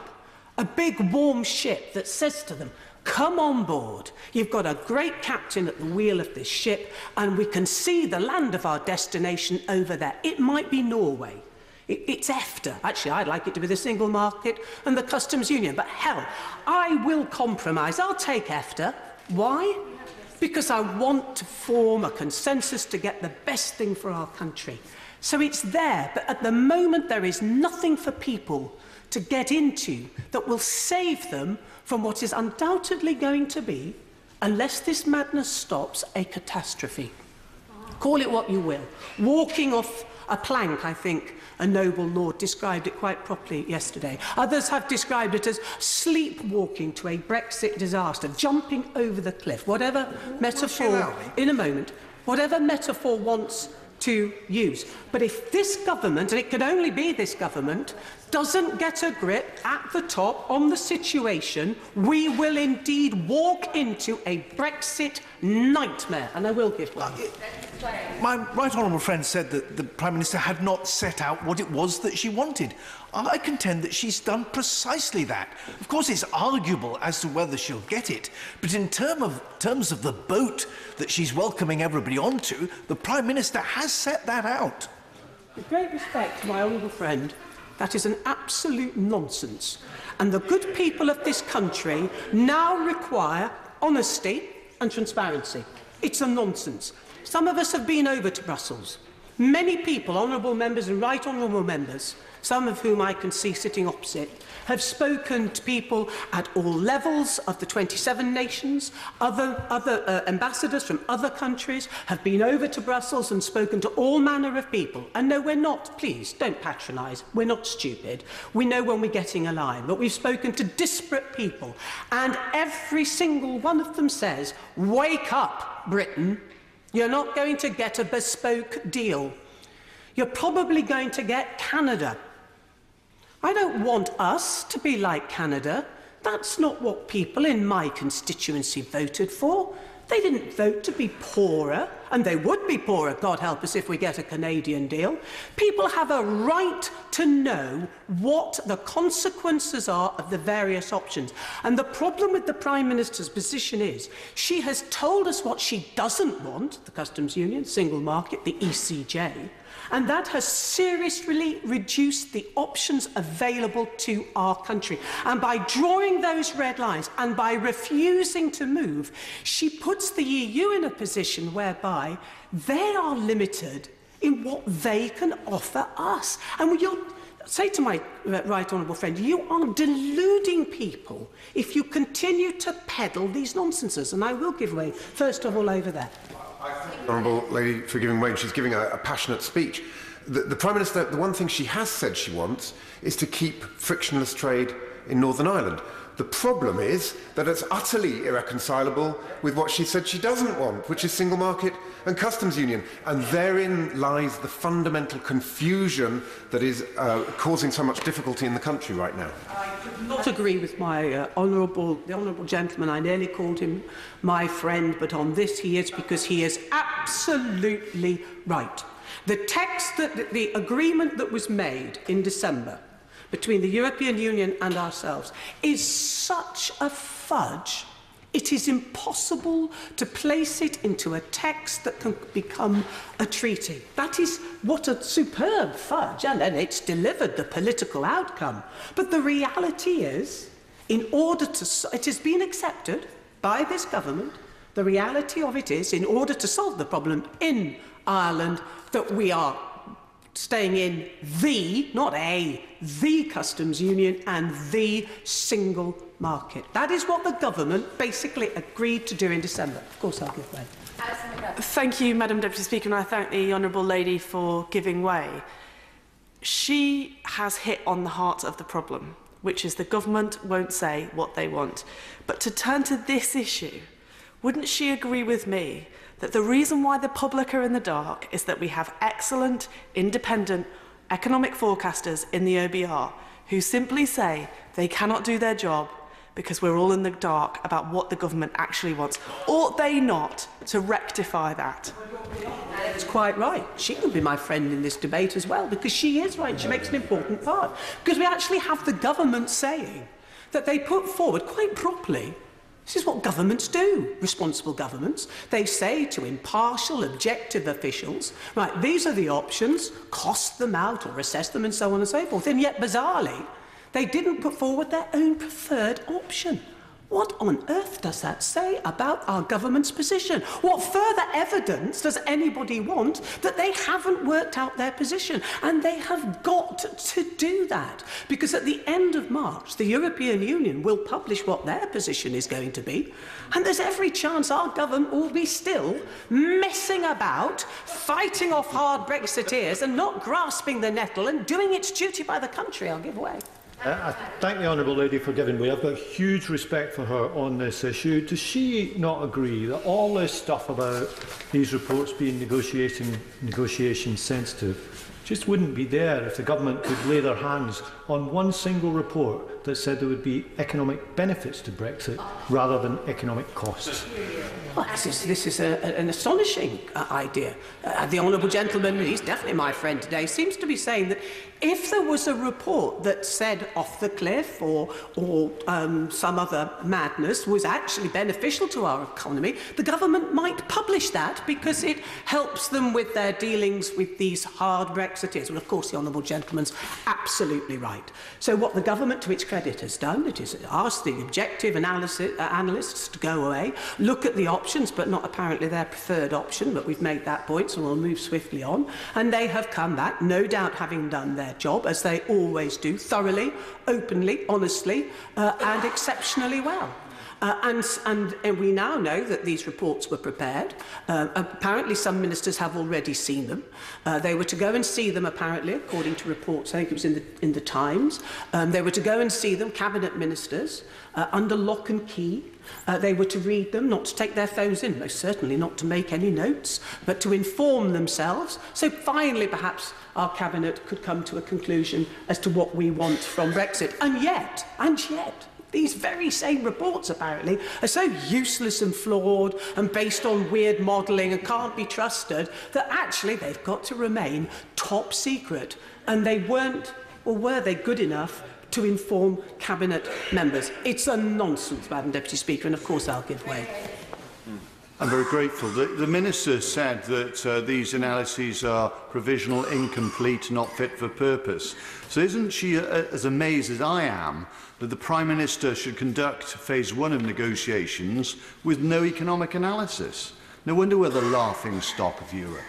No, because I thought actually phase 1 was quite a good conclusion, so I'm certainly not going to undermine it. But the Honourable Gentleman makes an important point. Look, when we had the great debates that we did during the committee stage of the EU withdrawal bill, at the end of it, many honourable members sat through those many hours, but we, those of us who I think take a very sensible approach to all of this, where we absolutely all agreed was we'd had some terrific debates, and the dreadful irony was that if only we'd had those blooming debates before we had the European Union referendum, because undoubtedly what is happening is that people are becoming better informed. They understand now the huge complexity that Brexit is. They realise that there are serious consequences to our decision to leave the European Union, and that's why they're so darned worried, Madam Deputy Speaker, as I say, not just for themselves, but for their children and their grandchildren. And as then, people have a right to know. My constituents who work at Boots have a right to know the consequences for them in the pharmaceutical sector based on the different models and choices that are still available to our country. People who work, people who own and run fresh cut foods have a right to know about the consequences of, say, duties on imported fruit and vegetables from European countries and what it will mean to them in the real world doing the job that they do. And this is at the heart of all of what is now happening. People want to know, because they are finding that the promises they were made, the £350 million for the NHS, that's all gone. They were lied to, they were conned to on that. They were told it was going to be the quickest trade deal. I think I'm right in saying they were told it would take a day and a half to do a trade deal which we are nowhere near doing, and we will be nowhere near doing, because the other Brexit reality is this. We are not going to have a meaningful vote in this place. We're not. Because there won't be anything meaningful to vote on. Because what's going to happen, unless the government gets into the right place, is that, yes, we will have an agreement on the divorce. That will be there in the withdrawal agreement. But the actual future relationship that we will have with the European Union once we've left, we will have a few woolly heads of agreement. It will mean pretty much nothing, not even to those of us who've spent what feels like a lifetime now looking at these things and at these options. A series of heads of agreement. That's not meaningful. That doesn't give us the ability to decide whether or not this is something that we believe is in the interests of our constituents and our country. It will have no meaning whatsoever. And people, again, my government and everybody else has got to wake up to the reality of what we are going to get in October. And I, of course, will give way. For giving way, and I'm hoping that she might say that I can be her friend as well, but maybe the question I'm about to ask will not allow that to happen. And that is whether she thinks that we can have a meaningful vote in this House which does not include the option of voting to stay in the European Union. Today, the honourable gentleman, we used to be friends because we used to be in coalition. So he could be my friend today. And actually, I'm very proud to have served in the coalition. I think it was one of the best governments that we ever had, actually. But in any event, we'll move swiftly on. Because the honourable gentleman makes a really good point. Because the other danger that we are in danger of sleepwalking into is into some trap that will be set. That if you don't vote for this woolly agreement, the alternative is off the cliff. And of course there are other alternatives. And I think it would be wrong to say to the European Union, can we come back and negotiate? Because I think, you know, their patience is to be, I think they're amazing in the way that they have put up with so much nonsense and still not knowing what our country wants. But I don't think we'll be in that position. But they've already made it very clear. If we want to remain in the European Union, that is an option that is still open to this country. And indeed, if we want to remain a member of the single market or the customs union, that too is available to our country. So in that sense, it should be a meaningful vote. But can I just say this? Such is my concern, and as events have developed, I have now come round to the very firm view that it's not just in this place that we have a meaningful vote, but actually the people of this country, they too are entitled to a meaningful vote. We had a referendum, and I have always respected that result, and I will continue so to do. But as this Brexit reality unwinds, as people, God, you know, it has to be said, even people, members of this House, I mean, we know there are some who didn't even know what the customs union is, but you know, with great respect, Mr. Deputy Speaker, I'm sure I speak on behalf of everybody by saying it's wonderful to have you back. Yeah. We know your pain, and we all love and have great affection for you, Mr. Deputy Speaker, and indeed your family. We wish you all well. So that is the view I have come to. I think it's not for us. We cannot undo this EU referendum result. It has to be the people, and it has to be led by the people. But the people are not just entitled to know the facts about Brexit, they are also entitled to have a say. because I'm forming the view based on conversations I have with my constituents that many of them now are saying, I did not realise how complex this was. I didn't realise and appreciate how many cons and tricks had been played upon me and how many untruths had been told. And as I think about my own future and my children's future, I now want a real meaningful say in that. And I'll quickly give way before the bird lands. I'm very grateful to the Right Honourable Lady for giving way. She's making a truly outstanding speech, and I'd really like to commend her for it. The point she made earlier about the ability for the United Kingdom to change our mind, does she agree with me that the olive branch extended by Donald Tusk and Emmanuel Macron means that it is unilaterally open to this country to change its mind and revoke the Article 50 notice? Well, the Honourable Lady is right. She too could become my friend for today. But in all seriousness, she is absolutely right. I'm sure it was a pure coincidence that after certain members of the APPG on EU relations went over to Brussels the next day, Tusk and Juncker, was it Juncker? Anyway, but anyway, you know who I mean. They tweeted out in the way they did, but they made it very clear that, you know, if the people, and it has to come from the people, if the people want to change their mind, then we can stay within the European Union.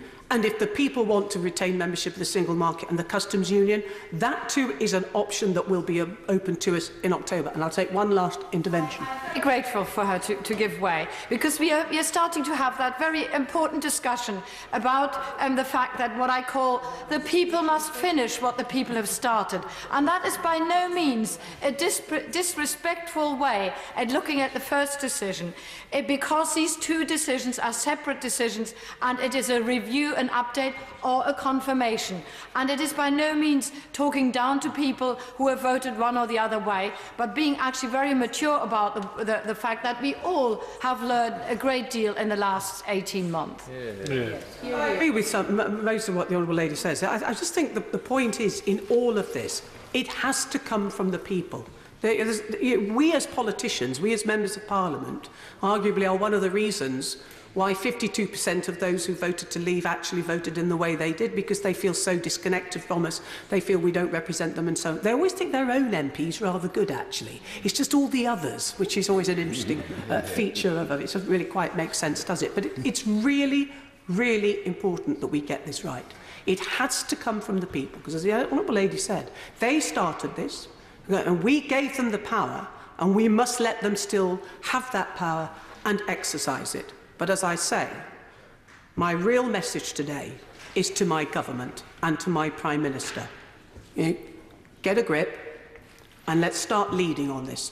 See off those people who do not run this country, who do not represent Conservative voters and do not represent the people of this country. Put them and park them to one side. Build a consensus, never forgetting that if there was a free vote in this House, I believe, tomorrow or next week, the majority of honourable and right honourable members would vote certainly for EFTA, and I think also for the customs union. So let's now be big and brave and do the right thing by the people of this country and the generations to come. Hilary.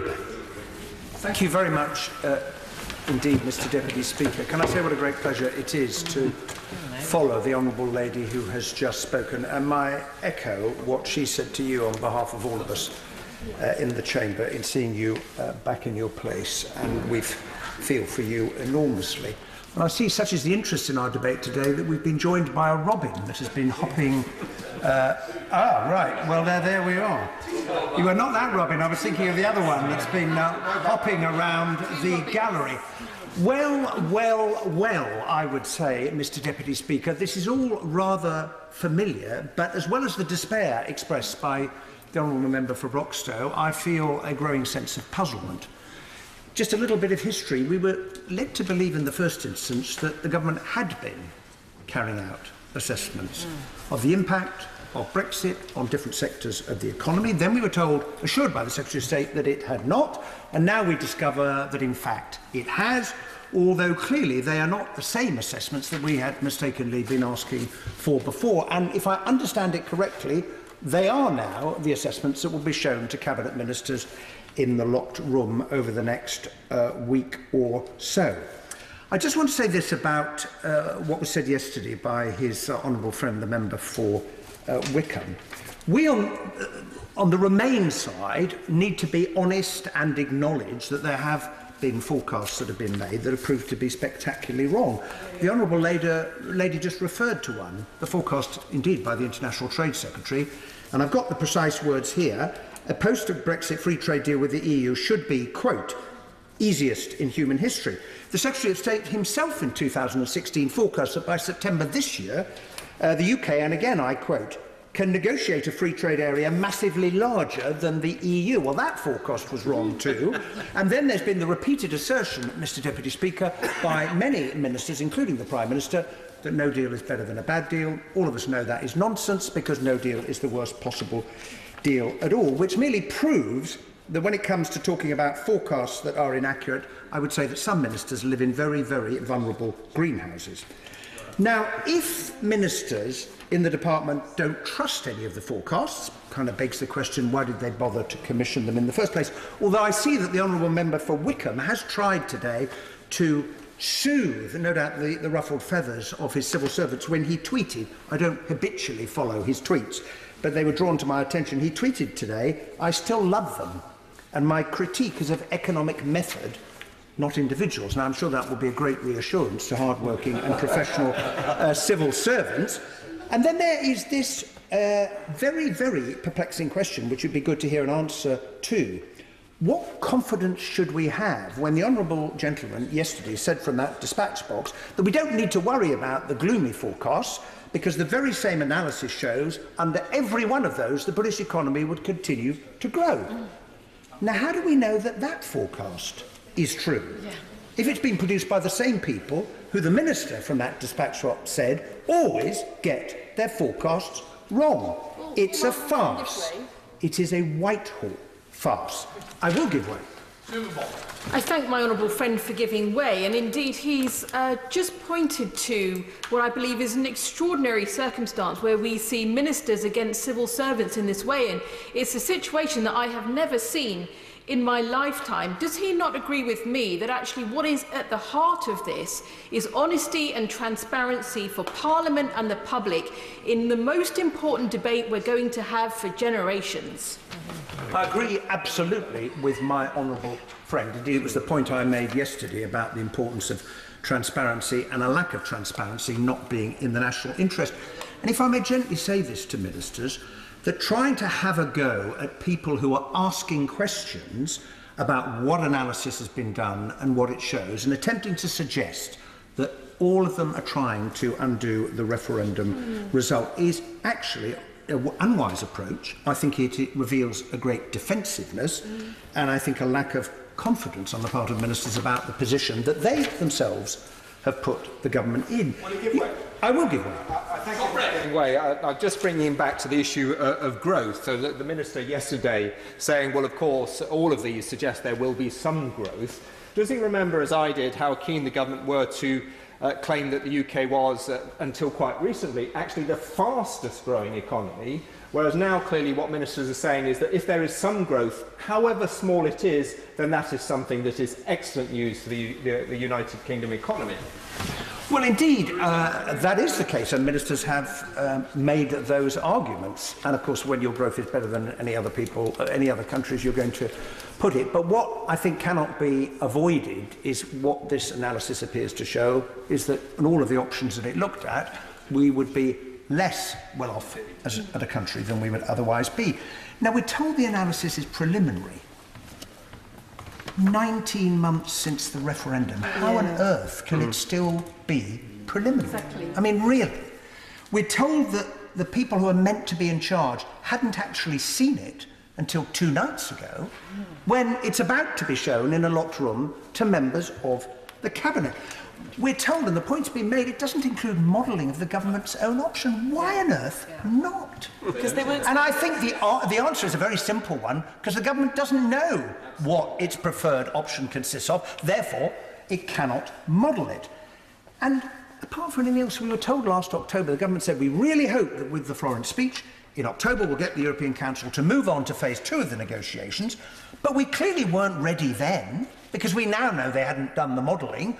And we're still not ready now in view of what we have been told. And I would say that, as any teacher would understand, there's only so many times that the family dog's eating habits can be offered as an excuse for not producing your homework.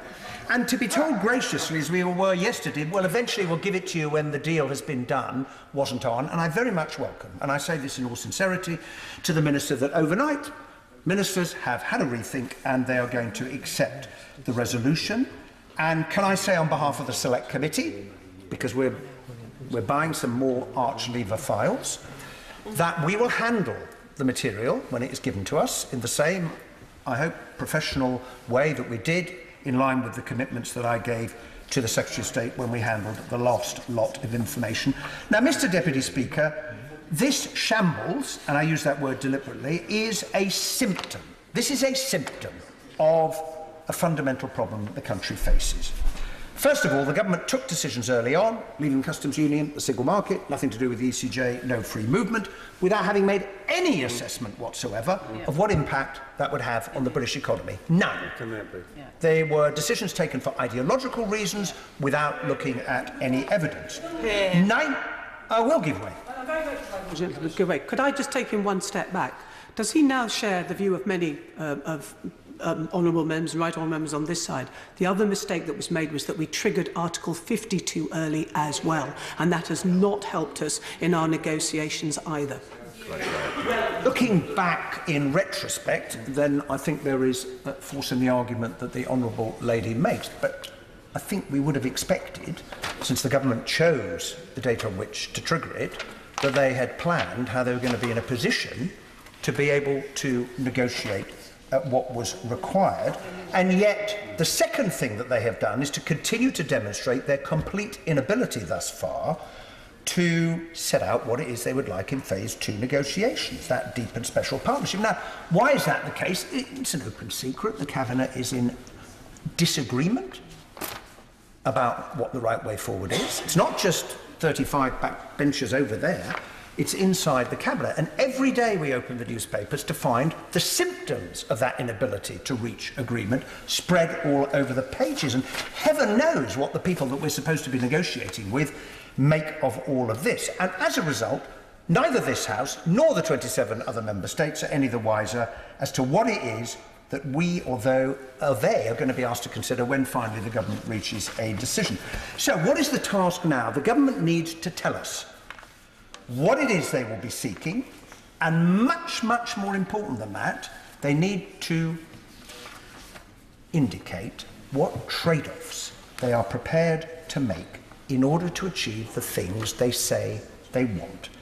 Because there are consequences to the choices, and they cannot be avoided.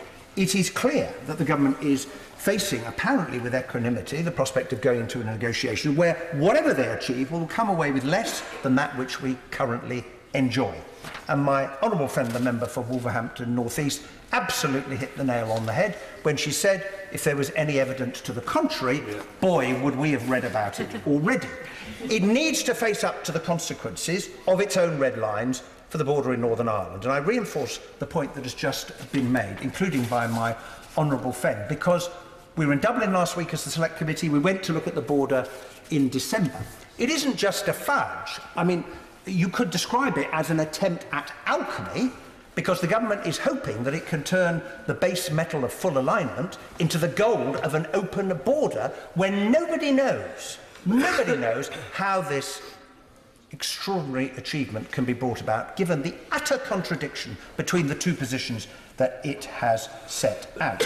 And also because the government continues to insist, and I hope at some point they will stop, because it doesn't add to their credibility, that between now and the end of October this year, that we can negotiate and reach agreement on all of these things: trade in goods and services, security and foreign policy cooperation, policing, information sharing to fight terrorism, the regulation of medicines, aircraft and food safety, the transfer of data, mutual recognition of qualifications, our future role in the 30 trade agreements that the EU has negotiated on our behalf, and everything else. And the minister sitting there knows better than anyone else, the minister's sitting there, what a long, long, long list of things that it is.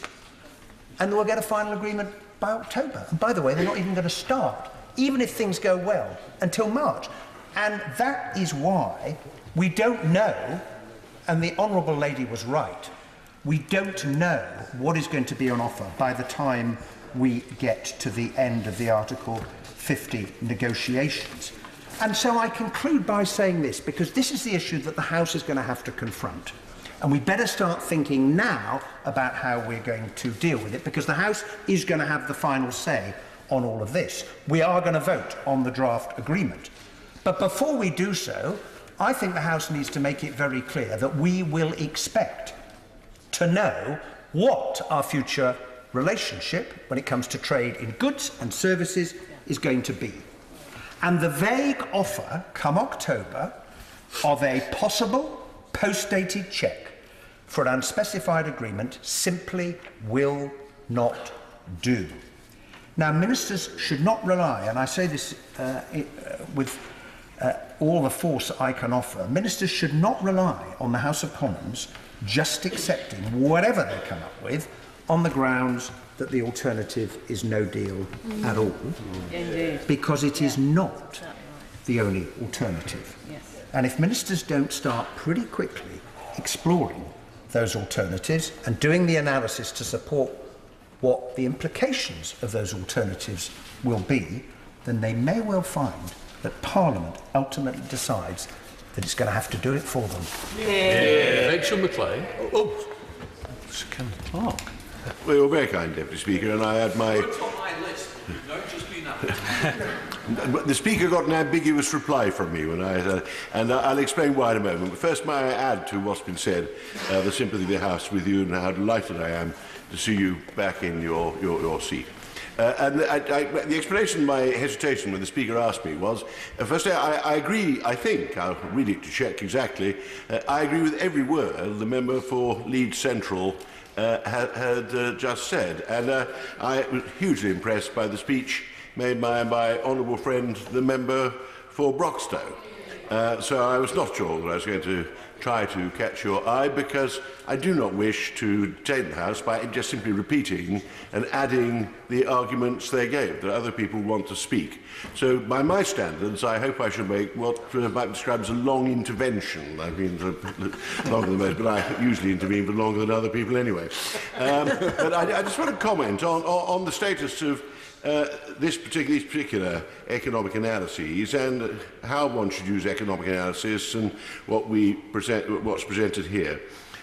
Brexiteers are making a great deal in their arguments when they try to dismiss the documents that we're all going to see of the inaccuracy of some of the documents put out at the time of the referendum. And there's no doubt that the authorities then put forward forecasts in good faith, and they did overestimate the short-term consequences of what a vote might produce. And it has to be said that some of those campaigning on the Remain side, David Cameron and George Osborne, I'm afraid, are both friends of mine, but they also grossly exaggerated the material they'd got, so that the arguments on the Remain side at times in the national media were almost as silly as the arguments being put forward by those on the Leave side on the question of money for the health service or Turks coming to this country. It was a wholly unsatisfactory campaign. But I don't think we should exaggerate how much those forecasts were wrong. The vote to leave that was cast in the referendum has made this country poorer than it already otherwise would have been already. Yep. Living standards of many people in this country are lower than they would have been now if compared with if they had voted Remain. The vote produced an unfortunate devaluation of the pound and a surge of inflation at a time when very many people's wages were not able to follow that. And that has had consequences. The very lack of any policy, and I defend my government which doesn't have a policy yet on what it's trying to negotiate, by actually pointing out that the opposition party doesn't either, because the right honourable gentleman very wisely declined to answer the question whether the Labour Party was in favour of staying in the customs union or not, because he hasn't a clue what the Labour Party's view is going to be on the customs union when they've settled their internal arguments. But that's a diversion. The fact remains that we have already damaged ourselves, and we are experiencing some economic growth, which isn't benefiting every section of the population. That is because the global economy is, to everybody's surprise, doing rather better than was expected 6 months ago. And I give way in just a second when I finish the end of this particular point. There is global growth. I don't think anybody quite certain why. I am certainly not, but it's beginning to look quite strong. It's strong in the United States, it's strong in the European Union, and it's not too bad out in China. And as always, we are benefiting from that. That was unforeseeable when the forecasts were made last summer, but now you have this strong surge, and we don't know how sustainable it is. It all looks a little fragile, plenty of uncertainties about, but that is lifting the British economy a little, and I'm very glad that it is. But because of the impact of the referendum, growth in this country is pretty feeble compared with the rest. We are the laggard in the G7. We are the laggard in the European economies that we normally match in performance, and that is a damaging consequence of the vote that was cast in the referendum last year. I give way to the Honourable Lady.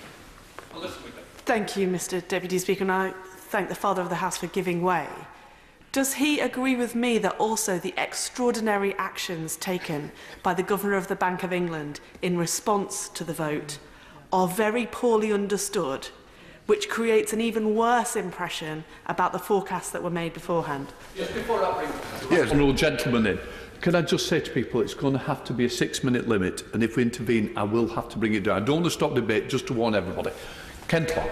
I agree entirely, and the Governor actually lessened what might have happened and the impact of the forecast the bank was making by taking very prompt action and minimising the consequences. The Governor of the Bank of England would still agree with me, he has publicly, that there's still been damage to the economy already, and I think he's tried to quantify it, the effect on GDP as a whole. So I conclude with one last point. As I said, I was going to be short, Mr. Deputy Speaker.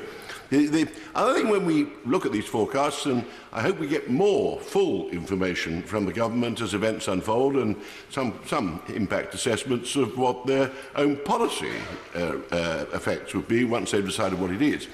But it seems to me that it's going to be detrimental to some extent is almost inevitable. I know of very few economists who believe in market economics at all who would say that leaving the largest, richest, multinational trading agreement in the world can be anything other than, to some degree, detrimental. As I'm being short, I look forward to someone like my right honourable friend, the member for Wokingham, with whom I often agree on economic policy, trying to explain to me how leaving the single market can have anything but a negative impact on the economy. How leaving the customs union can have anything other than a negative impact. How on earth can you ignore the fact that if you do have tariffs between ourselves and our major market on the continent, if you do start getting the planning permission for those lorry parks and recruiting those thousands of staff and having the customs barriers between ourselves and the continent, or how, if you start having regulatory divergence and damaging trade, in particular goods and services, how on earth can that have a positive effect?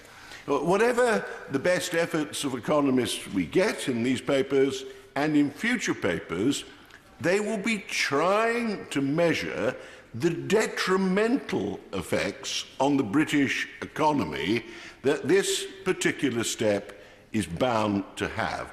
The country is going to be poorer if it pulls out of its present economic and trading relationships to the rest of the European Union. It's the duty on a cross-party basis in this House to do what we can to minimise the damage. Here, here. It's a 6-minute limit. Emma Reynolds.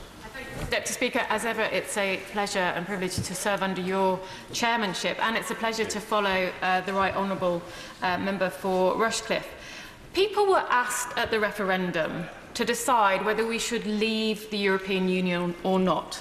They weren't asked about the form of that Brexit. That wasn't on the ballot paper. And as my right honourable and learned friend said from the front bench, the choice now is how we leave the European Union, and there are many different options and models, and we need the best possible deal to protect people's jobs and livelihoods, and therefore we need to pursue policies based on evidence, not ideology. And I say gently to ministers on the government benches, the debate that we had in our country about the EU referendum was one of the most divisive that I can remember. It divided the country pretty much straight down the middle. It divided cities from regions, from rural areas to towns. It divided generations, and in some cases it divided families. I will admit it divided my family. There were close members of my family who voted to leave the European Union, and we had many robust debates about that. Thankfully, in the end, we didn't fall out about it. But surely the role of the government in the last 19 months since the referendum should be to try and unite this country again, to bring this country together, to stand above the fray and to do the right thing, not to get their hands dirty in the fray and to start levelling accusations at members of this House. So I say to ministers on the front bench, not the thoughtful minister that we had today, but perhaps the minister that we had yesterday, the Honourable Member for High Wycombe, he should not be questioning the integrity of members of this House. I see it as my duty, as representing the people of Wolverhampton North East, that by leaving the European Union, they do not and are not made poorer as a result. And I will hold to that very, very firmly. And I will not be cowed by ministers or any other members telling me that I am not acting in the national interest. Because some of the extremists, I'm afraid, I will call them extremists, or Brextremists as they're called on the government benches, make the same arguments day after day, week after week. If anyone dares to question the mess that this government is in, then we are told that we are acting against the national interest. If we ask about the impact of a certain model or option for Brexit, that will have what that will have on our constituents, we are told we are betraying the will of the people, or the minister comes in at a very good time. If economists or any other trade experts warn about the consequences of leaving the customs union or the single market, they are told they are always wrong and it is rubbish. And I'm afraid, I will in a minute, that we are descending into a government taking decisions solely on the basis of ideology, not on the basis of evidence.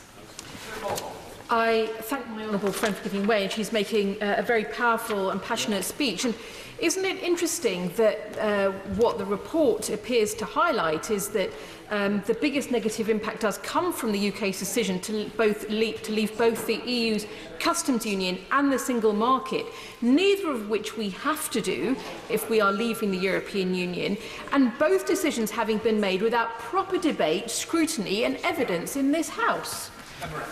Well, I do agree with my honourable friend, and as the right honourable member for Lady for Broxtowe said earlier, these options were taken off the table right after, well, soon after the referendum result.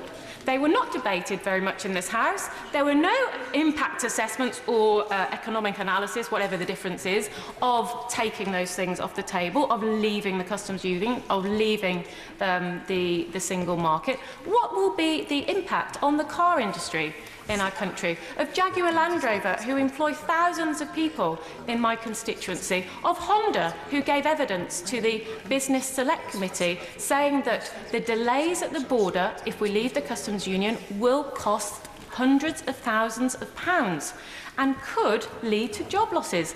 Why are we not listening to these people? When the Secretary of State came before our Select Committee and we asked him these questions, I'd like to read a little bit of the Hansard of what he said. We asked about the automotive sector and we asked about the evidence that is being presented to us by business. And he said this: I would give you this, that existing trade associations tend to reflect the existing interests of existing factories, businesses and so on. They tend to be small c conservative. In other words, they support the existing trade and do not think much about future trade.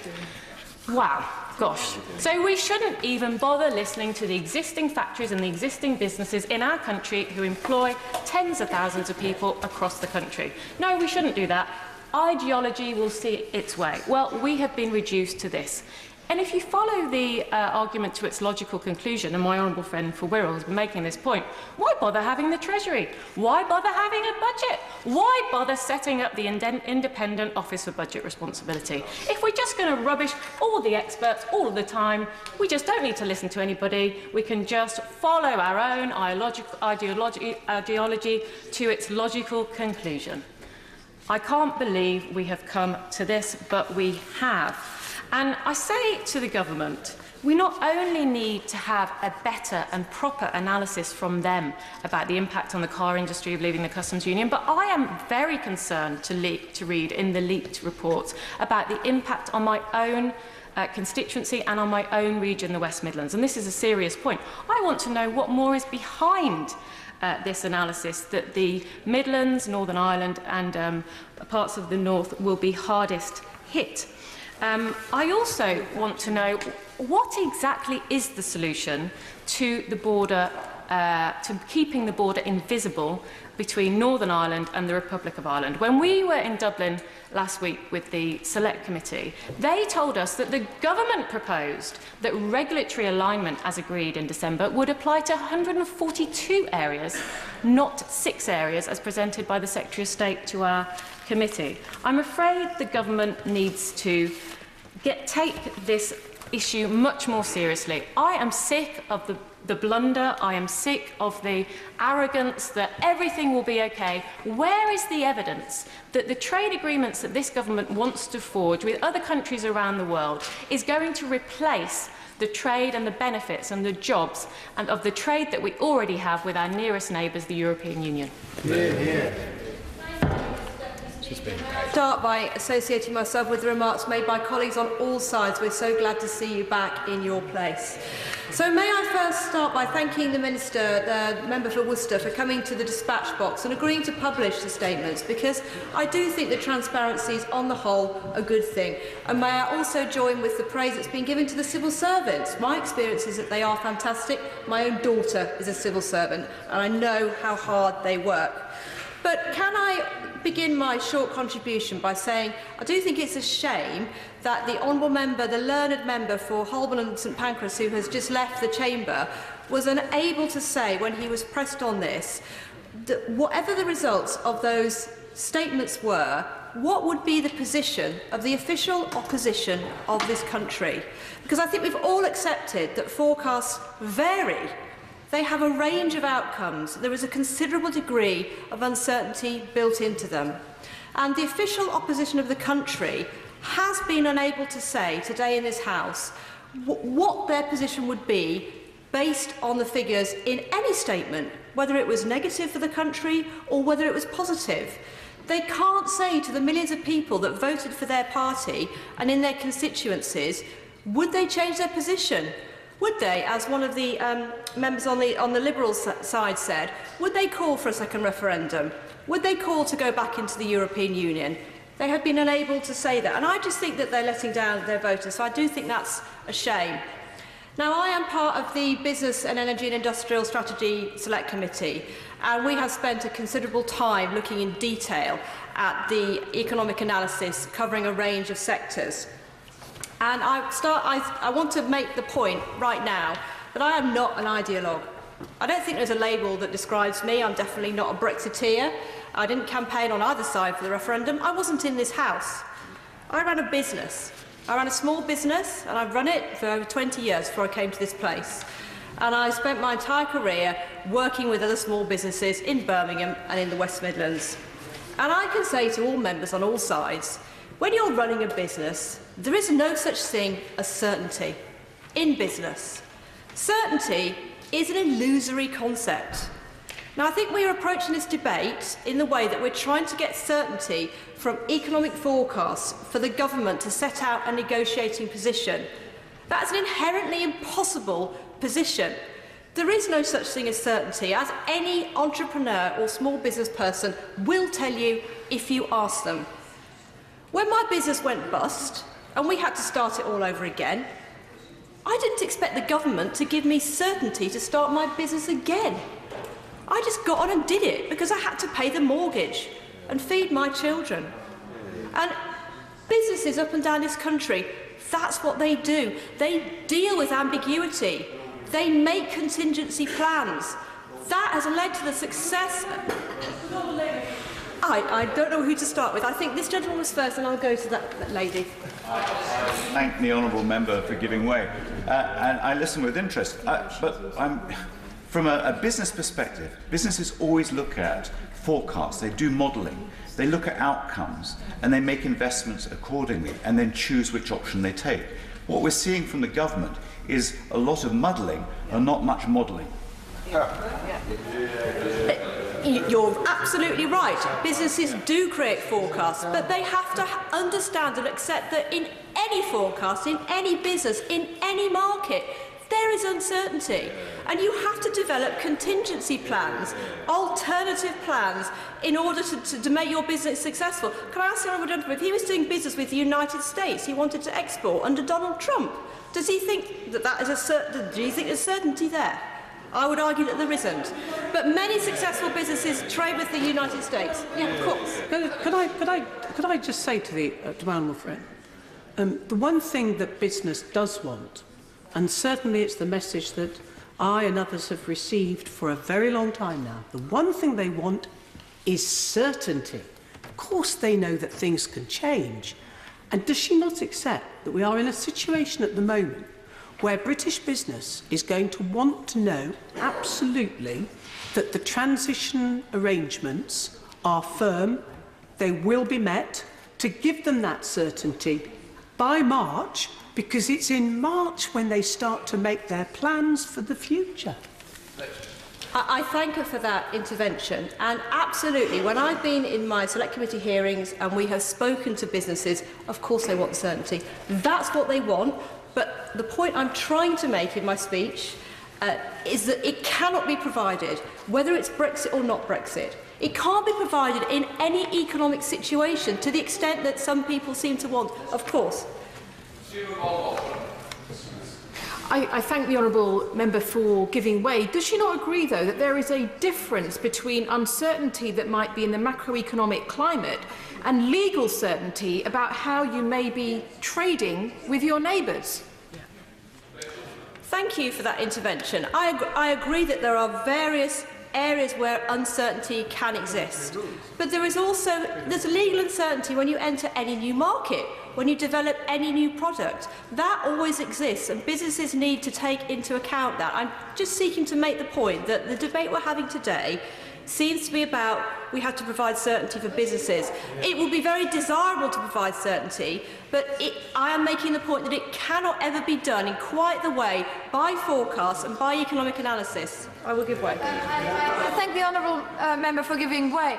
I think it is agreed across the chamber that we cannot create absolute certainty for absolute every situation. This is, of course, why we do have modelling where uncertainty is already built in. And this is what we are talking about, different scenarios with built-in different possibilities and uncertainties. But that at least needs to be done, and that at least needs to be published. Yeah, she's absolutely right, and I think the government and the minister has agreed to publish it, and so businesses can look at it and they can form their own view. But I'm certainly, absolutely certain that every single business that I know, small business, small growing business, will look at that, but they will not take it as something that's handed down tablets of stone. They will seek a range of outcomes, and they will make their plans based on that. So I've just finished by saying that this is clearly a difficult task that we've got in these negotiations, and it's a negotiation. It depends on both sides. So there are calls on this House for the government to set out exactly what's going to be achieved. But again, that can't be done because so much depends on what the other side will do. It is a negotiation that involves two parties, two sides. So I finished by saying that, I started by saying that there is no label that I think that comfortably sits on me. I'm not driven by ideology. What I am driven by is genuinely the wisdom of our voters and our constituents. If you like, the wisdom of crowds, the wisdom of democracy. We might not like it. It might make it very difficult for our Prime Minister and for our government. They definitely have a difficult, extremely challenging task to deliver in the best interests of this country. And personally, my view is that I would like to back them to get on with it and deliver in the best interests of our constituents. Stephen. Thank you, Mr. Deputy Speaker, and could I also add to the words earlier about how good it is to see you back in your place, and it's an honour to follow the Honourable Lady. Mr. Deputy Speaker, this debate has been conducted today in a cordial and respectful manner. Unfortunately, the same cannot be said of previous debates about the impact assessments and about many of our Brexit debates, when members on the government benches have repeatedly impugned the motives and questioned the patriotism of not only members on this side of the House, but also on their own backbenches. This kind of conduct has to stop, because debate in this chamber cannot function on that basis. When we take our oath of affirmation of office, we swear to act in the national interest, in faithful service to those who elected us. And we do so on the understanding that everyone in this place does the same. And while I may believe that other honourable and right honourable members err in what they hold to be in the best interests of our country, I would never for one moment doubt or question the sincerity with which they hold those views. I would never question their patriotism, and I would never impugn their motives. The contest of ideas that illuminates and enlivens this chamber is one of different solutions, predicated on a common understanding that we all place the interests of our country first, even if we differ over what best serves those interests.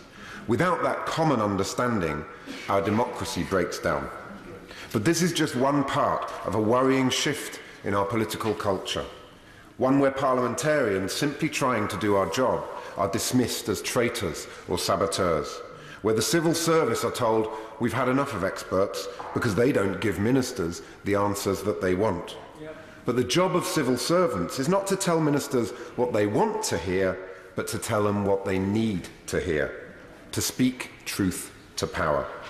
And parliamentarians requesting information are not betraying our country. We're simply trying to do our job and stand up for our constituents. So when we call for the release of these documents, it's not about undermining the process, it's about improving the process. Parliamentary government requires an informed legislature. That means we must have access to this information. And it's not good enough to tell us to wait until October, because by then it will be too late. Because we are entering a crunch point in the negotiations right now.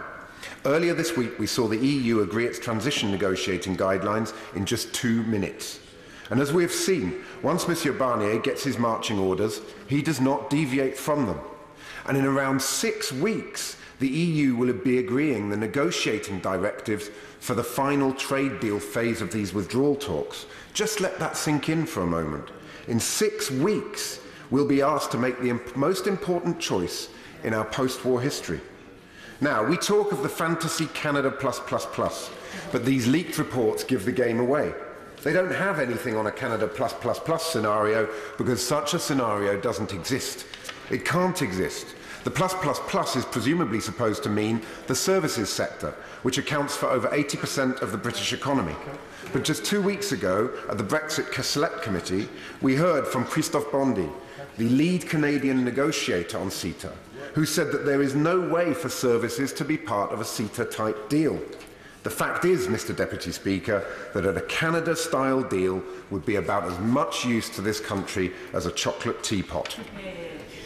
It is crystal clear that the most seamless and secure Brexit, the Brexit that is best for Britain, is an EFTA EEA-based Brexit.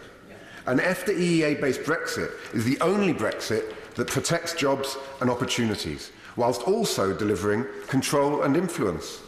An EEA after Brexit ensures maximal access to the single market, being an internal market with the majority of the single market, and it therefore protects jobs and investment, strengthens our hand in taking on multinationals like Google and Amazon. I will give way. The honourable gentleman's desire to retain access to the single market can explain why he doesn't want to just stay in the single market. Isn't that the best possible access? I thank the honourable gentleman. I think one of the key issues in the referendum was around the free movement of labour. And as I'll be going on to explain in my speech, there's a very important provision in the EEA agreement which enables an emergency brake on the free movement of labour. I think that gives a very important distinction between the EEA and the single market, and one that we should look at very seriously. Dealing with multinationals like Google and Amazon when they fail to pay their fair share, and protecting vital workplace rights. But an EEA-based Brexit also lets us take back more control. It ends the jurisdiction of the ECJ and of direct effect, ensuring British courts have sovereignty. An EEA-EFTA-based Brexit would also allow us to shape the rules of the internal market through the EEA joint committees and veto those that don't work with the right of reservation as enshrined in the EEA agreement. An EEA-EFTA Brexit allows us to reform free movement by triggering Articles 112 and 113, following the Protocol 15 precedent, potentially allowing us to introduce a quota-based system to manage the inward flow of labour.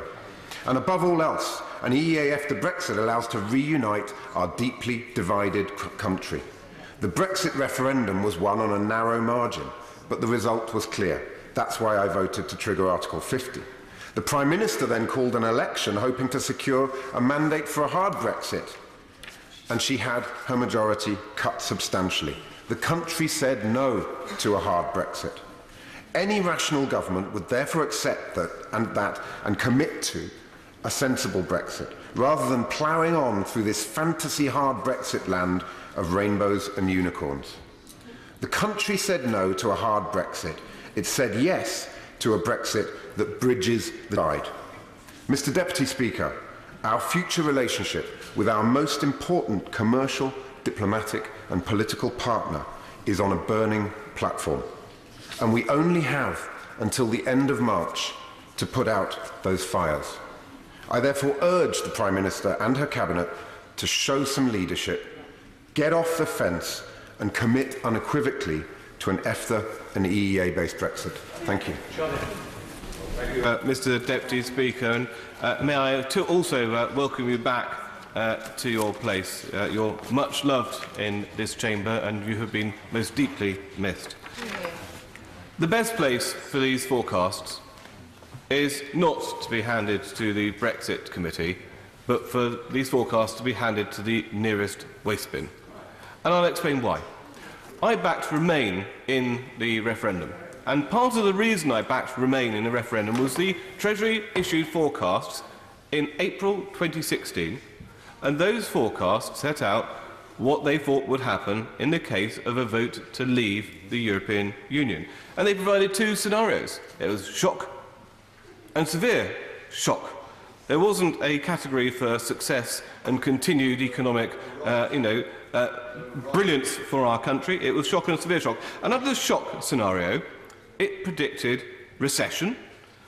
It predicted a sharp rise in unemployment. It predicted that GDP would be 3.6% lower and unemployment would be 500,000 higher. 74,000 more jobs lost in the South East alone, because they wanted just to make sure that everyone understood how badly every single region of the country would fare. My honourable friend give way on that point? Of course. I thank my honourable friend for giving way. He's making a great point, and we all remember the Project Fear. But could he confirm, without any doubt, that these Treasury predictions were not effects that would happen after Brexit? These were effects that would happen immediately if we voted to leave the European Union? My old friend is absolutely right. Under the forecast, I'm actually looking at 500,000 is in fact for the beginning of 2018, because they produced a little sort of chart as to how bad it would be and how joblessness would rise, and if people didn't vote the right way, they would lose their job and be visited by a recession. Now, they had a second category, which was severe shock, and that saw that GDP would be 6% lower and unemployment would increase by 800,000. And that caused me to think that was a big risk, and we ought to back Remain. And I advised my constituents to back Remain. And my constituents advised me that they did not agree and they wanted to leave by about 2/3. And so I thought, well, we'll make do as best we can and try to secure the economy as best we can, because it's obviously going to be really dreadful, and I'm really worried about the employment situation. But what's actually happened? Well, I don't know about you, I haven't seen a recession. In fact, what I have seen is that growth has continued in this country. There are 32.2 million people in employment. There are 1.4 million unemployed, an unemployment rate of 4.3%. Unemployment is at a 42-year low, and rather than going up by 500,000 or 800,000, has in fact fallen by 250,000. You don't hear that from the opposition benches now, do you?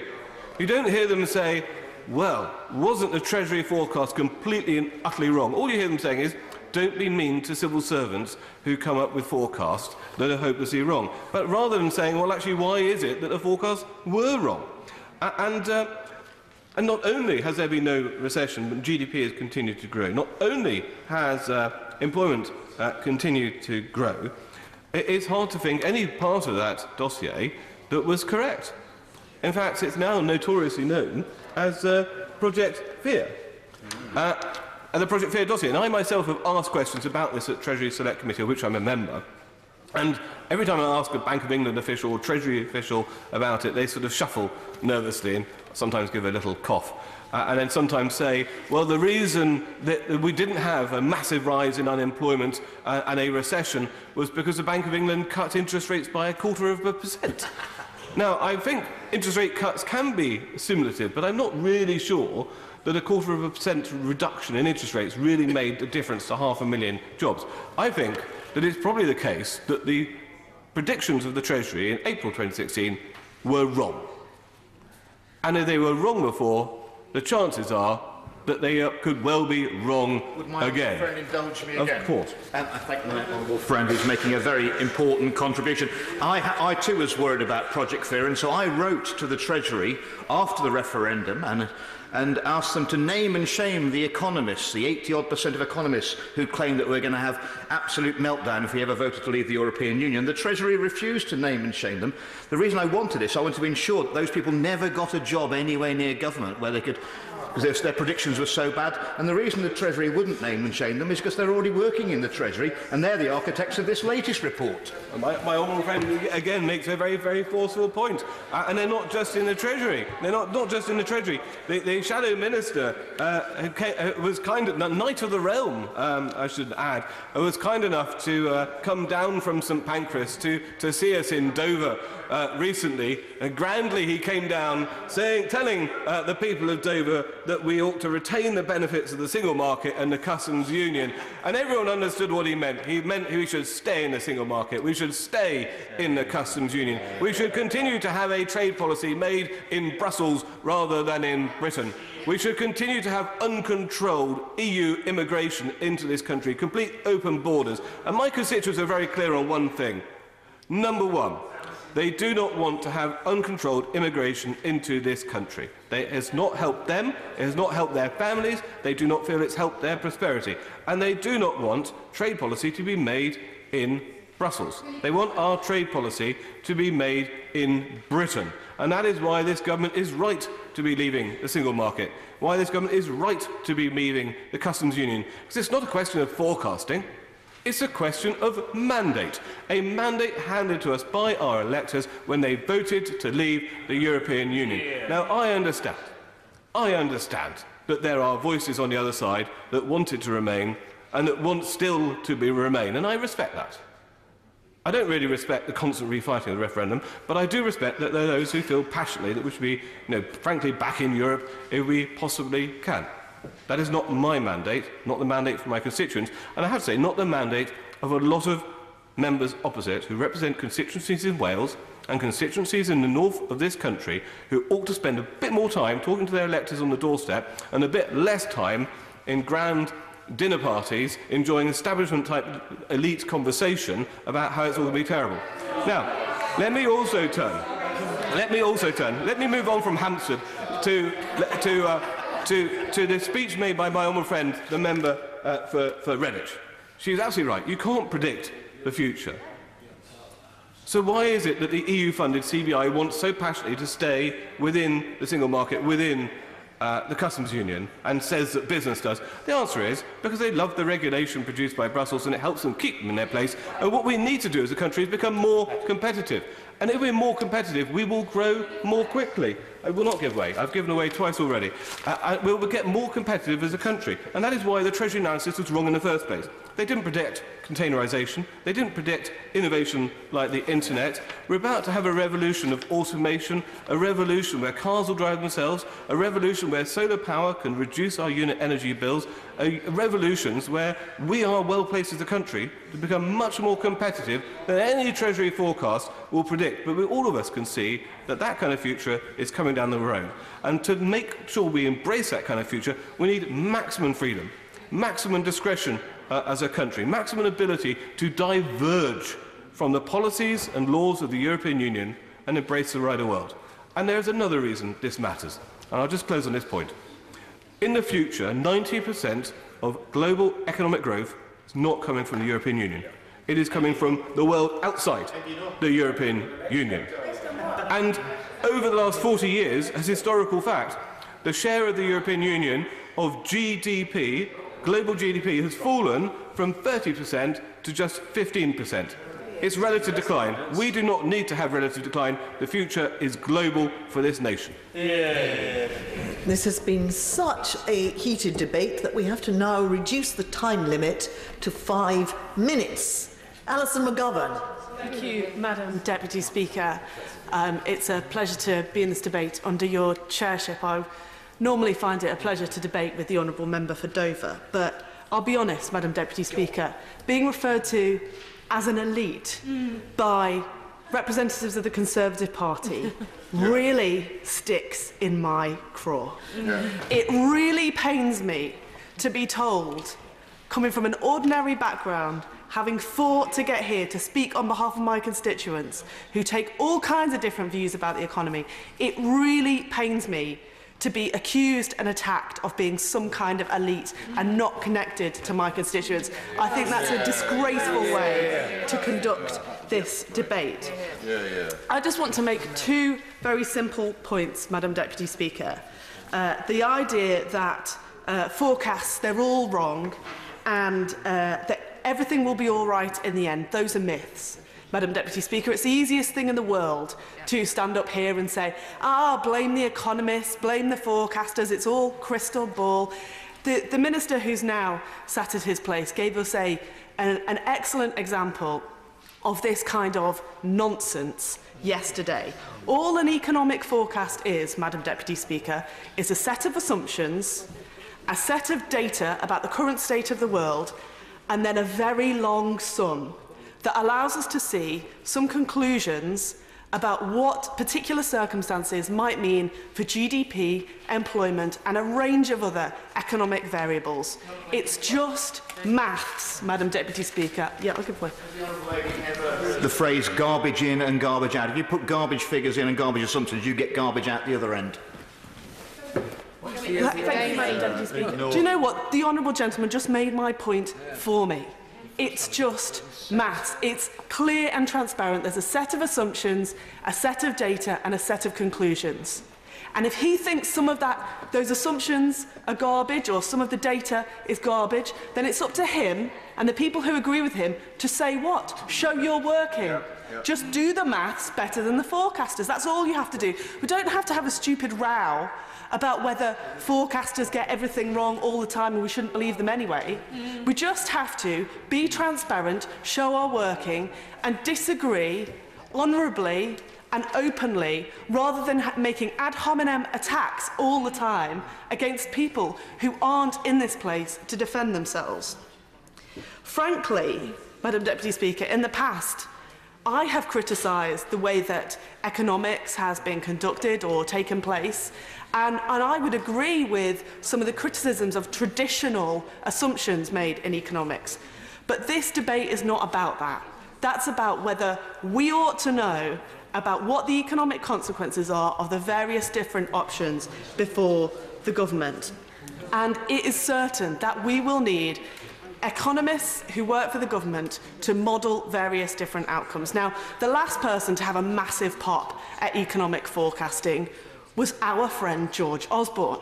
I remember very well that he loved to tear a strip off the former Prime Minister Gordon Brown's economic forecasts. He thought it was a great old argument to accuse the then Labour government of fiddling the figures. So what did he do, Madam Deputy Speaker? He set up the OBR so that we would have independent forecasts.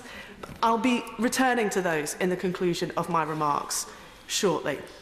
But I just want to caution members as well against having the kind of remarks that we heard earlier in this debate, that somehow it will all be okay in the long run, that these short-term forecasts, these estimations of the fall in predicted GDP that will come doesn't really matter because it will all work out okay in the end. Well, that's obviously trivially true if we wait long enough. But how long will we have to wait, Madam Deputy Speaker? And I just warn members opposite to consider not just the "it will be all right in the end" point of view, but think of the damage done in the meantime. Because it is also the case that our past shows us we can't just wait forever. If you damage an economy, particularly a regional economy that has suffered before, if you deindustrialise a regional economy,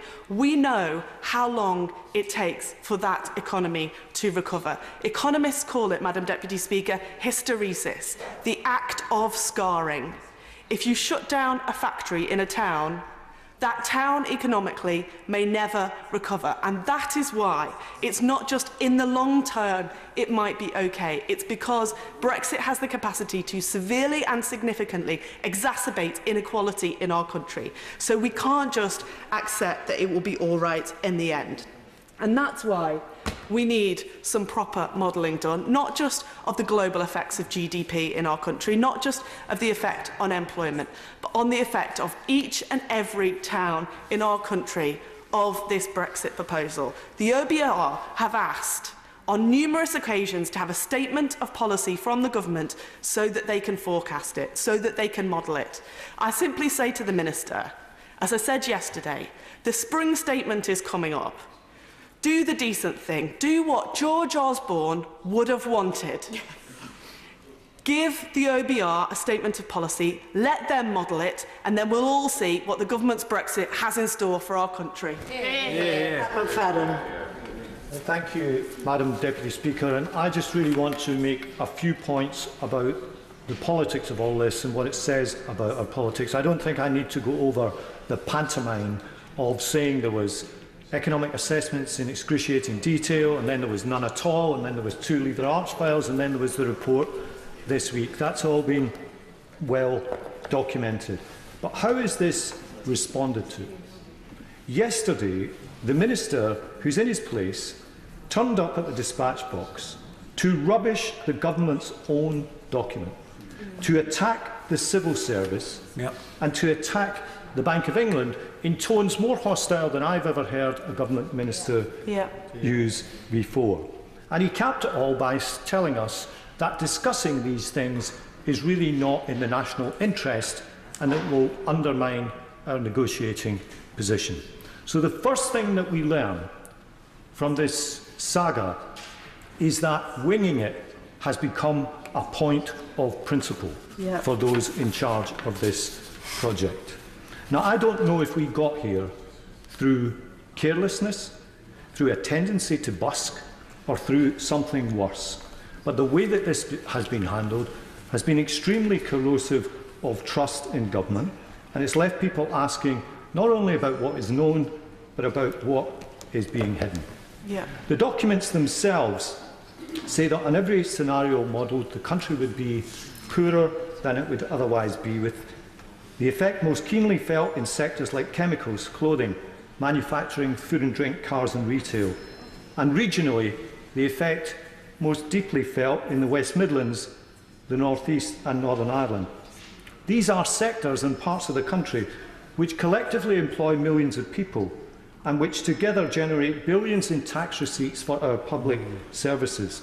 If the lower growth depicted in these documents transpired, that would mean a country with lower incomes and a lower standard of living than would otherwise be the case. So how should we react to this? My honourable friend, the member for Wolverhampton North East, was correct. If the government had a forecast that showed economic benefits from Brexit, I don't believe we would hear these arguments about negotiation sensitivity. And there has been far too much of saying that those who ask questions are somehow undermining the national interest. In the world the ministers are trying to create, they are the sole owners of information, and the public and Parliament will only be allowed to see it when they decide. This isn't just a conventional political argument, it's an attempt to downgrade what is the role of a representative democracy. And the irony is not hard to see, because the real danger to the national interest here doesn't come from asking questions about the economics of Brexit. It comes from pursuing a policy that you know will make your country poorer than it otherwise would have been in order to satisfy the nationalist ideology driving the project. It comes from putting the appeasement of faction within a political party above the leadership task of securing the greatest prosperity for the greatest number of people. And the government is governed here not by the analysis, but by these political imperatives. And that is the real point here. Because those of us who want to see the information don't want to see it because we are necessarily saying that these forecasts are correct to every decimal point. But that's not really why ministers don't want to publish them or don't want us to see them. It is because for them, the economic consequences of Brexit are not the exam question. Yep. The exam question is how to keep happy the right wing of the Conservative Party. Absolutely. The honourable member for Broxtowe, who's no longer in her place, told us the other day there are 35 of them. And the reason that the government rubbishes the economics is because for them it's not about the economics. So my plea is for honesty, for ministers to say and to admit that they actually do not care first and foremost about the economics of this. This is to put politics above the economics. It is keeping the Tory party together. It is in particular appeasing the right wing of the Tory party. And I cannot think, Madam Deputy Speaker, of anything which downgrades the national interest more than that. Brock. Speaker. It's been a really interesting debate. I appreciate the intent behind it today, but I do think we have to be a bit more basic in our expectations. Everybody with a sense, any sense of how the world works, or indeed even the tiniest ability to listen to experts, knows that leaving the EU is a disaster in slow motion. It is an omni-shambles.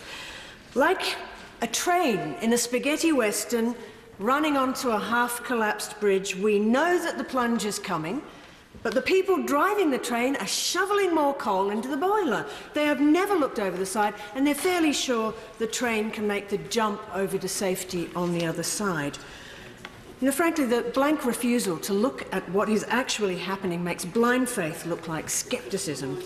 The assertion that we would trade jam with China and scones with Brazil to make up for loss of access to the world's biggest barrier-free marketplace, the claim that 27 countries will be crippled without our expertise, this is, as the honourable member for Broxtowe, who is no longer in her place, said, madness.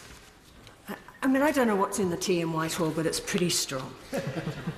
If the analysis is anything like as rubbish as the policy position, then its value will be, as has been said already, questionable in any case. But I certainly agree with Labour on this. It should be published, and I am certainly happy to hear that we will get to see it, but it should go further.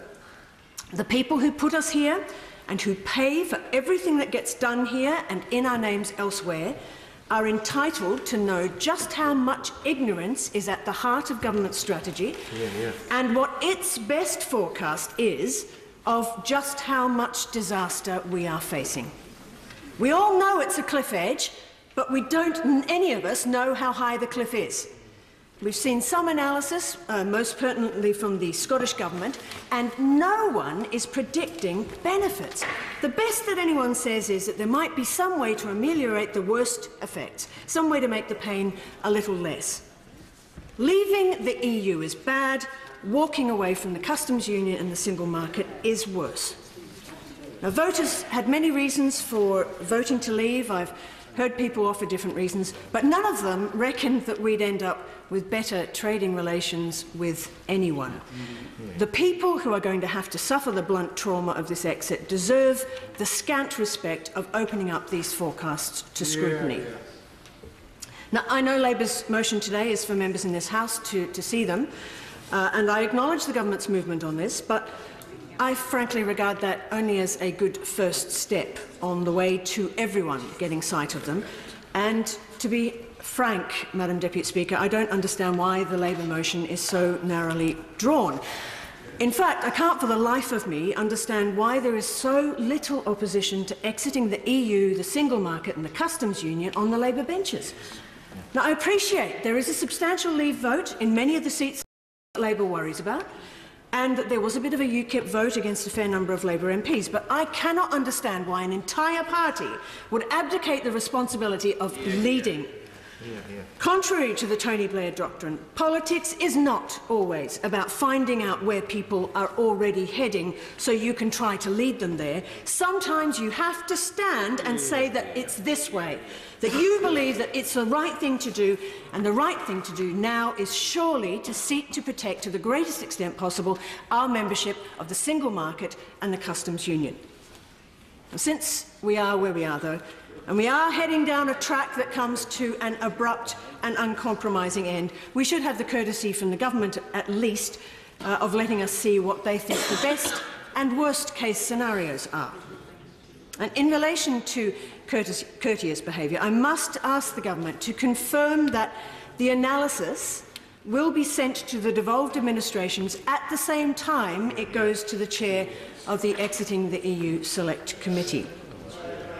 I think, again, that the public should also be offered the courtesy of a glance at the research. We're told by the Brexit Department that everything's going swimmingly and it will all be right if we just have enough faith and patience. So I really can't see why there would be any reluctance to publish the intellectual musings of the Brexit Secretary and the underpinning in-depth research that I'm sure went into those musings. You know, all might be for the best, in the best of all possible Brexits, but we have no way of knowing what kind of Brexit is heading our way, what the great vision of the government is, or what kind of economic disaster zone is headed our way either. I have seen nothing plausible to counter those who say that the economic outlook is almost apocalyptic, nor... Order. Geraint Davis. Thank you very much, Madam Deputy Speaker. Being Welsh, of course, I enjoy a leak, but there's a question of whether when is a leak a whistleblower, and I would contend that the information, whilst preliminarily, whilst we had to take precautions, is in the public interest and it should be in the public arena. The government says this information is unreliable. They haven't finished doing their economic analysis. And so, again, I wonder why we've ended up in a situation where the Prime Minister goes into negotiation with no idea, it appears, what the economic impacts of different scenarios are, even in phase one, in particular in relation to the Irish border. It appears that the government is intent on keeping secret any information that is put together, and it reminds us all of what Keynes said: when the facts change, I change my mind. And therefore, of course, the government wants to conceal the facts so people don't see the awful truth of Brexit and what it will mean to their economies. Of course, they can see with their very eyes already the damage that's been done. Every family will have to pay £1,000 for the divorce bill. The LSE has said that inflation is 2.7% instead of 1.7% because of devaluation, which is costing every worker a week's pay each year. We all already know that the G7 we're now at the bottom of the G7 in terms of growth when we were at the top, and the only reason we're having growth is because there's global growth. And what's more, people and businesses know there will be a 2-year transition period. People and businesses around the country want to know the sectoral analysis. In Wales, where 70% of exports are to the EU, when Swansea Bay, there's 25,000 jobs, there's great concern. If we do face a cliff edge and no deal, the steel industry in South Wales will be decimated by the Chinese. The agricultural industry will be decimated by any trade deal with New Zealand. So we do need to know the facts, and we do need to have a vote in this place in October. And in my view, the people should have the final say on that deal on the table. And the sooner we get that information, the better. There are benefits and opportunities outlined in this paper, contrary to what people have said. And those opportunities have been identified as the opportunity to deregulate environmental, worker and other standards. In front of us, people in my constituency and elsewhere are worried about the fact that workers' rights will be reduced to reduce business costs, are worried about the fact that the government's been taken to court on numerous occasions by the EU for poor air quality, are worried about the fact, for instance, on plastics, where the Secretary of State for DEFRA is saying we'll only have recycled or reusable plastics in 2042. The figure for the EU is 2030. We're worried about all the standards will fall behind EU standards. We will give away public health safeguards, food standards in terms of our dealings with the US. This isn't what people voted for, Madam Deputy Speaker.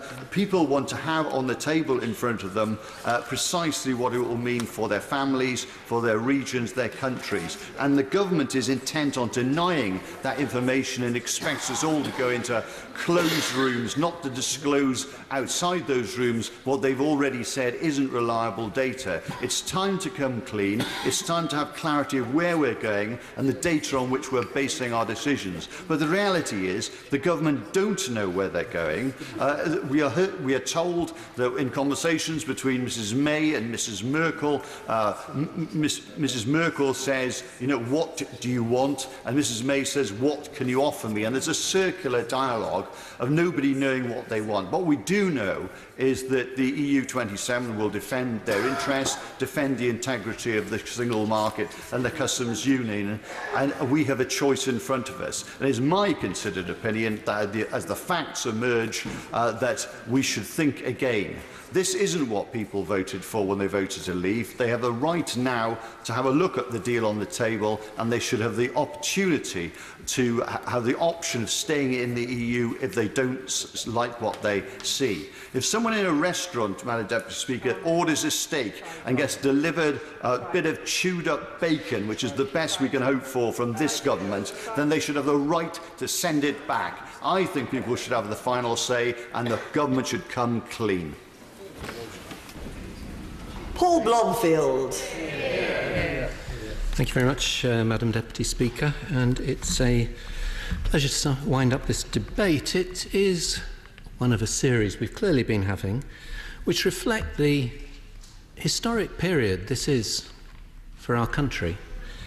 We're, in the decisions we're making, shaping the future of this country for generations to come. And nobody in this House should underestimate that responsibility. I think it's unfortunate that today's debate appears to have been largely boycotted, both by the mainstream Conservative Party and, unusually, by the ideologues of the European Research Group, with the exception of its two former chairs who were careful to flank the Minister in his opening remarks. But I guess that we had much of the real debate yesterday in response to the urgent question tabled by my right honourable friend, and so in winding up I want to make some reference to some of those comments as well. There have been moments over the last couple of days when the debate has risen to the responsibility that we have to the country. but too often it's fallen short.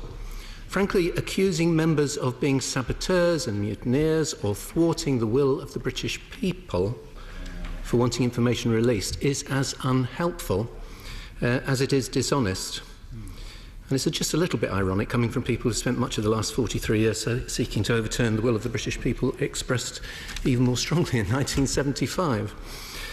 Releasing information is not, as the Minister argued yesterday, about whether we leave the European Union.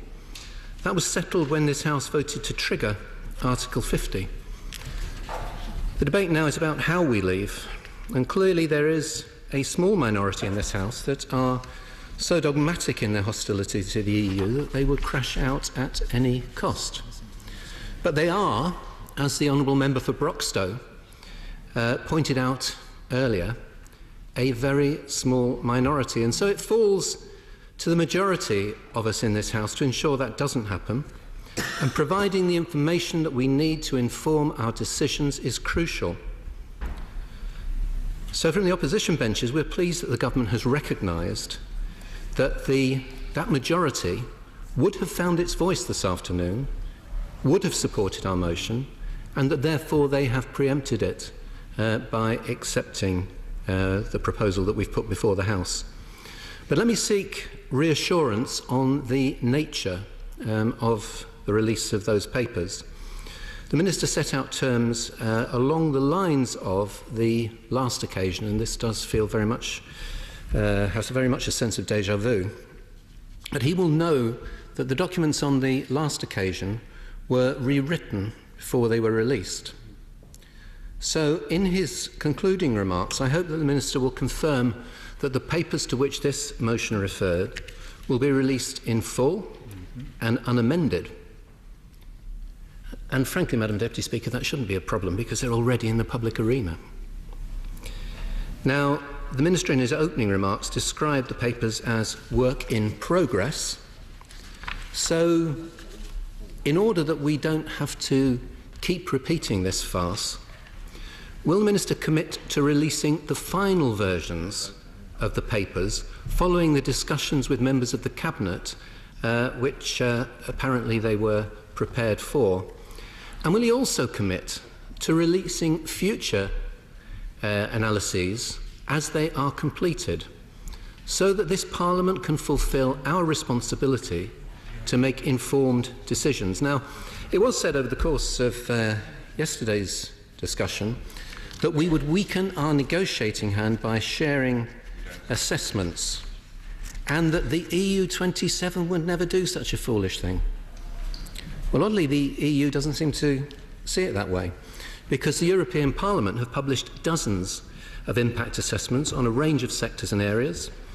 The Commission, a number of departments, have made their Brexit readiness documents available, and with a quick search, I was able to find on the internet the Swedish government's assessment of the impact on borders and trade, the Danish government's report on the fishing industry, the German Economic Ministry's assessment of the impact of a hard Brexit on their GDP, and the Irish Finance Ministry's Getting Ireland Brexit Ready document. So the transparency which other parliaments and other governments are giving to their people should be replicated by our government. Now, without wanting to add to his discomfort at the praise heaped on him by the Honourable Member for Broxtowe, I do want to welcome the different approach taken today by the Honourable Member for Worcester in his opening remarks. It marked a sharp contrast with that adopted by his colleague yesterday. Denouncing the work of his own civil servants was both unacceptable and frankly dangerous. Does he suggest that the government should adopt the same approach to all economic assessments? Should we disregard the work of the Department for Transport on infrastructure investment, or the modelling of the Department for Work and Pensions? Or should we just reject any economic analysis which suggests that there may be post-Brexit options which might not offer the sunny uplands that he promised in a previous life? And I have to say, it looked yesterday as if he wasn't sometimes certain whether he was speaking for the government or where his heart is as a former chair of the European Research Group. Now, the Minister said today that the end relationship that the government wants hasn't been modelled, and clearly that needs to be done. But there's a crucial first step. They need to say where they want to be. And as one of the former DECSU ministers said in another place yesterday, quote, "There are still no clear answers to those basic critical questions.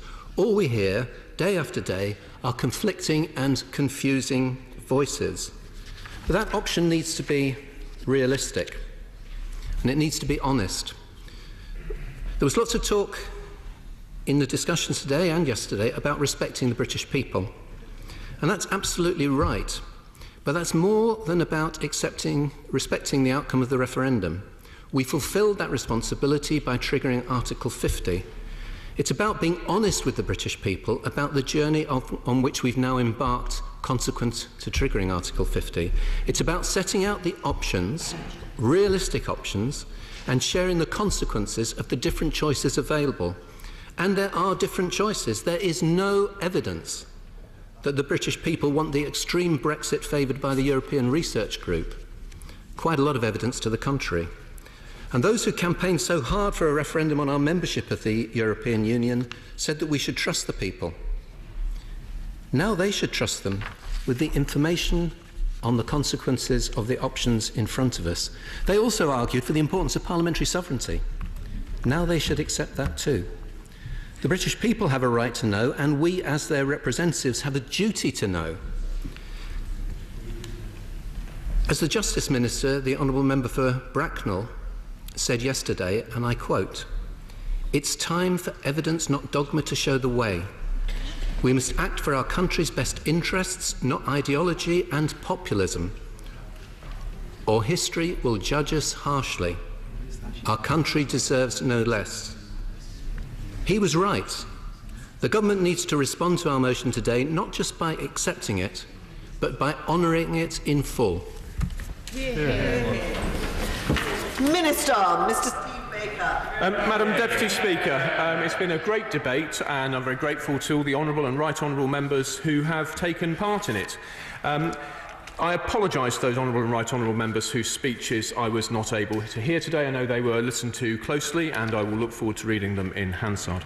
I'm sure we are all proud to be part of one of the world's oldest parliamentary democracies, and it's right that Parliament should hold the government to account for the decisions that it makes. However, Parliament should be careful not to pursue a course of action that would harm Britain's national interest, nor one which would jeopardise Britain's, the UK's, prospects during this crucial period in her history. In the drafting of their motion, the honourable members have highlighted the need for this material to be kept strictly confidential and unpublished during the negotiations, and we are grateful for that. However, I cannot emphasise enough the importance of maintaining this position in the national interest.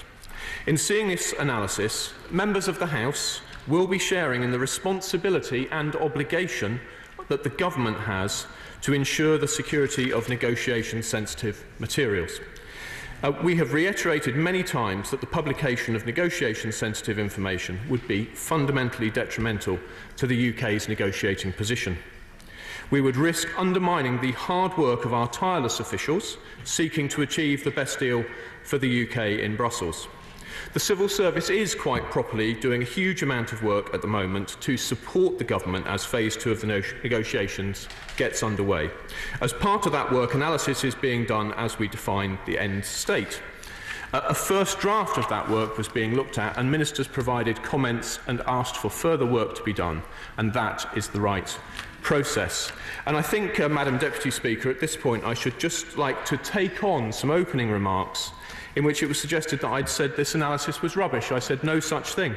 It was suggested that I'd been disrespectful to civil servants. I did no such thing. In fact, Madam Deputy Speaker, I paid tribute to our excellent officials 3 times in my remarks yesterday, and I am very happy to work with such high-quality, dedicated, intelligent officials applying themselves to the task at hand, irrespective of how they voted at the referendum. And picking up on the themes of the honourable member for Aberarvon about the conduct of the debate, what I would like to put on record, given today's press coverage, is the admiration that I have both for the Cabinet Secretary and for the Prime Minister's Europe advisor, who I am absolutely sure are carrying forward the government's policy diligently and properly, and they do not deserve the criticism which they have received in the press. In making the critique which I made yesterday, I relied on three things: the caveats which members will see on the face of the analysis itself, on historical experience, and on my own long-held and well-founded, I believe, if I say so myself, the Honourable Lady says, I have relied on arguments which I have made for many years in this House, for the whole period that I have been here, whether in this chamber or in the Treasury Select Committee, and I certainly do not resile from what I've said. My honourable friend for Dover picked up on the theme about uncertainty.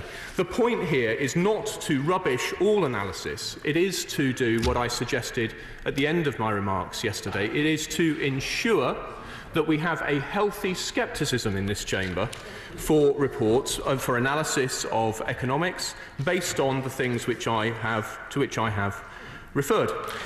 Parliament has rightly agreed that in this House that ministers have a duty not to publish anything that could risk exposing our negotiating position. We have an obligation to the people of this country to ensure that we strive to achieve the best possible deal for the UK. Forcing the publication of this analysis would put that at risk. Despite the repeated assertions of members of this House, this draft document is not an impact assessment, nor is it a statement of government policy.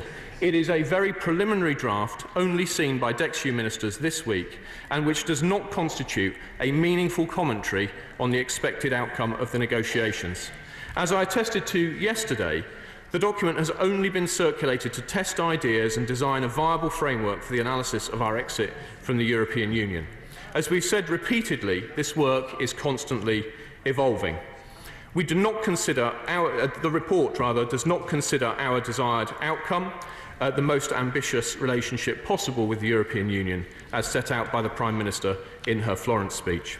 I think all members must surely agree that the government cannot be expected to put such analysis into the public domain before it's been completed, particularly when it is sensitive. As I've said before, this government is not going to provide a continuing commentary of the analysis we are undertaking. It would be speculative and damaging, especially as the analysis does not reflect the UK's preferred outcome in the negotiations. I wish to emphasise that it is the government's view that this is an exceptional request today, given the misrepresentation in the press of the reporting of this leak. This motion will therefore be agreed to on an exceptional basis, and it does not set any precedent for future action. I will give way to. Thank the Minister for giving way. I wonder, could the Minister confirm, as I asked previously, will he undertake to release the analysis at the same time as releasing it to the DExEU committee, to the devolved administrations? Minister. My honourable friend for Worcester has just told me that he's already given that assurance. But what I would say is that what we will do is we will work with the Chair of the Select Committee to ensure that we comply scrupulously with the motion, and in particular we will need to discuss the requirements for confidentiality which the House will be agreeing to today. I will give way. Thank you, Mr. Speaker, and I thank my good friend for allowing me to intervene. I take it from what I've heard in this chamber that this is a sort of evolving document. It's more like a sort of aid memoir to help the negotiators. It's not something set in stone, and it will change during the negotiation. Is that the sort of document we are referring to?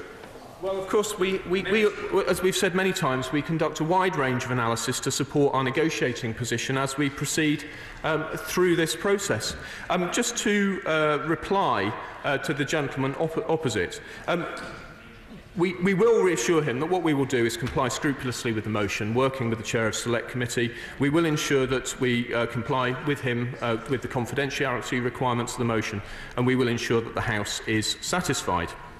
He asked me about future analysis, and the reassurance which I gave yesterday stands. We will ensure that at the time of the meaningful vote, the House is appropriately equipped with the analysis that it needs in order to make a decision. Mr. Speaker, this government made a commitment to... I will give one. I thank the Minister for giving way. I just want to be absolutely clear that the papers that we're talking about today are work in progress, and in discussion with the Chair of the Select Committee on Exiting the European Union, they will be released in full. and that given that they're work in progress, and he said the suggestion is that we should therefore be looking to the final documents as the crucial guidance to this House, will they be released when they are completed? I heard what he said the first time, but the commitments we are giving are that we will comply scrupulously with this motion and that we will make available to both Houses analysis at the time of the meaningful vote. That is the commitment into which we're entering, but I have heard his request for a continuous evolving analysis. But what we have said, Mr. Speaker, is that we will not give a continuous rolling commentary on our analysis. So we will, Mr. Speaker, we will proceed to ensure that the national interest is protected.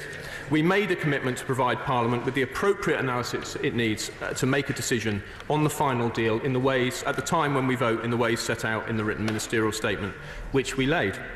The Secretary of State has been consistent in stressing the importance of parliamentary scrutiny and oversight of the Brexit process. We have done this willingly to ensure the parliamentary process is followed. I endorse the actions that we have taken as I accept collective responsibility to the point which was raised earlier. Finally, Mr. Speaker, as I reiterated yesterday, on the 23rd of June 2016, the people of this country took the decision to leave the European Union. The purpose of the analysis which we have conducted is not to question that decision, which this House voted to respect when it supported triggering Article 50, but to ensure that we have the best possible outcome for the British people. We are accepting this motion today, Mr. Speaker, on the exceptional basis of the poor reporting of a leak. Order. Was the Minister giving way, or has the Minister concluded his oration? The Minister has concluded his oration. We're grateful to him. The question is as on the order paper. As many as have that opinion say aye. Aye. And the contrary, no. I think the ayes have it. The ayes have it. Point of order, Sir Keir Starmer. Point of order, Mr. Speaker. The government not having voted against that motion, it is, as I understand it, carried, which is a victory for transparency and accountability. Can I seek your guidance that this is, as the previous motion was, considered to be binding on the government? And further, can I ask your guidance on when you might consider is a reasonable period for which the government, within which the government should comply with the motion? Thank you. Well, I'm grateful to the right honourable and learned gentleman for his point of order. The answer is twofold. First, yes, the motion is binding, and I think the government is clear about that, and the Minister has indicated the intention of the government to comply with it. Secondly, if memory serves me correctly, there is a reference to a matter of urgency, and therefore the expectation must be that the report, which is the subject of the debate, will be released, published, made available to those persons mentioned in the motion as a matter of urgency.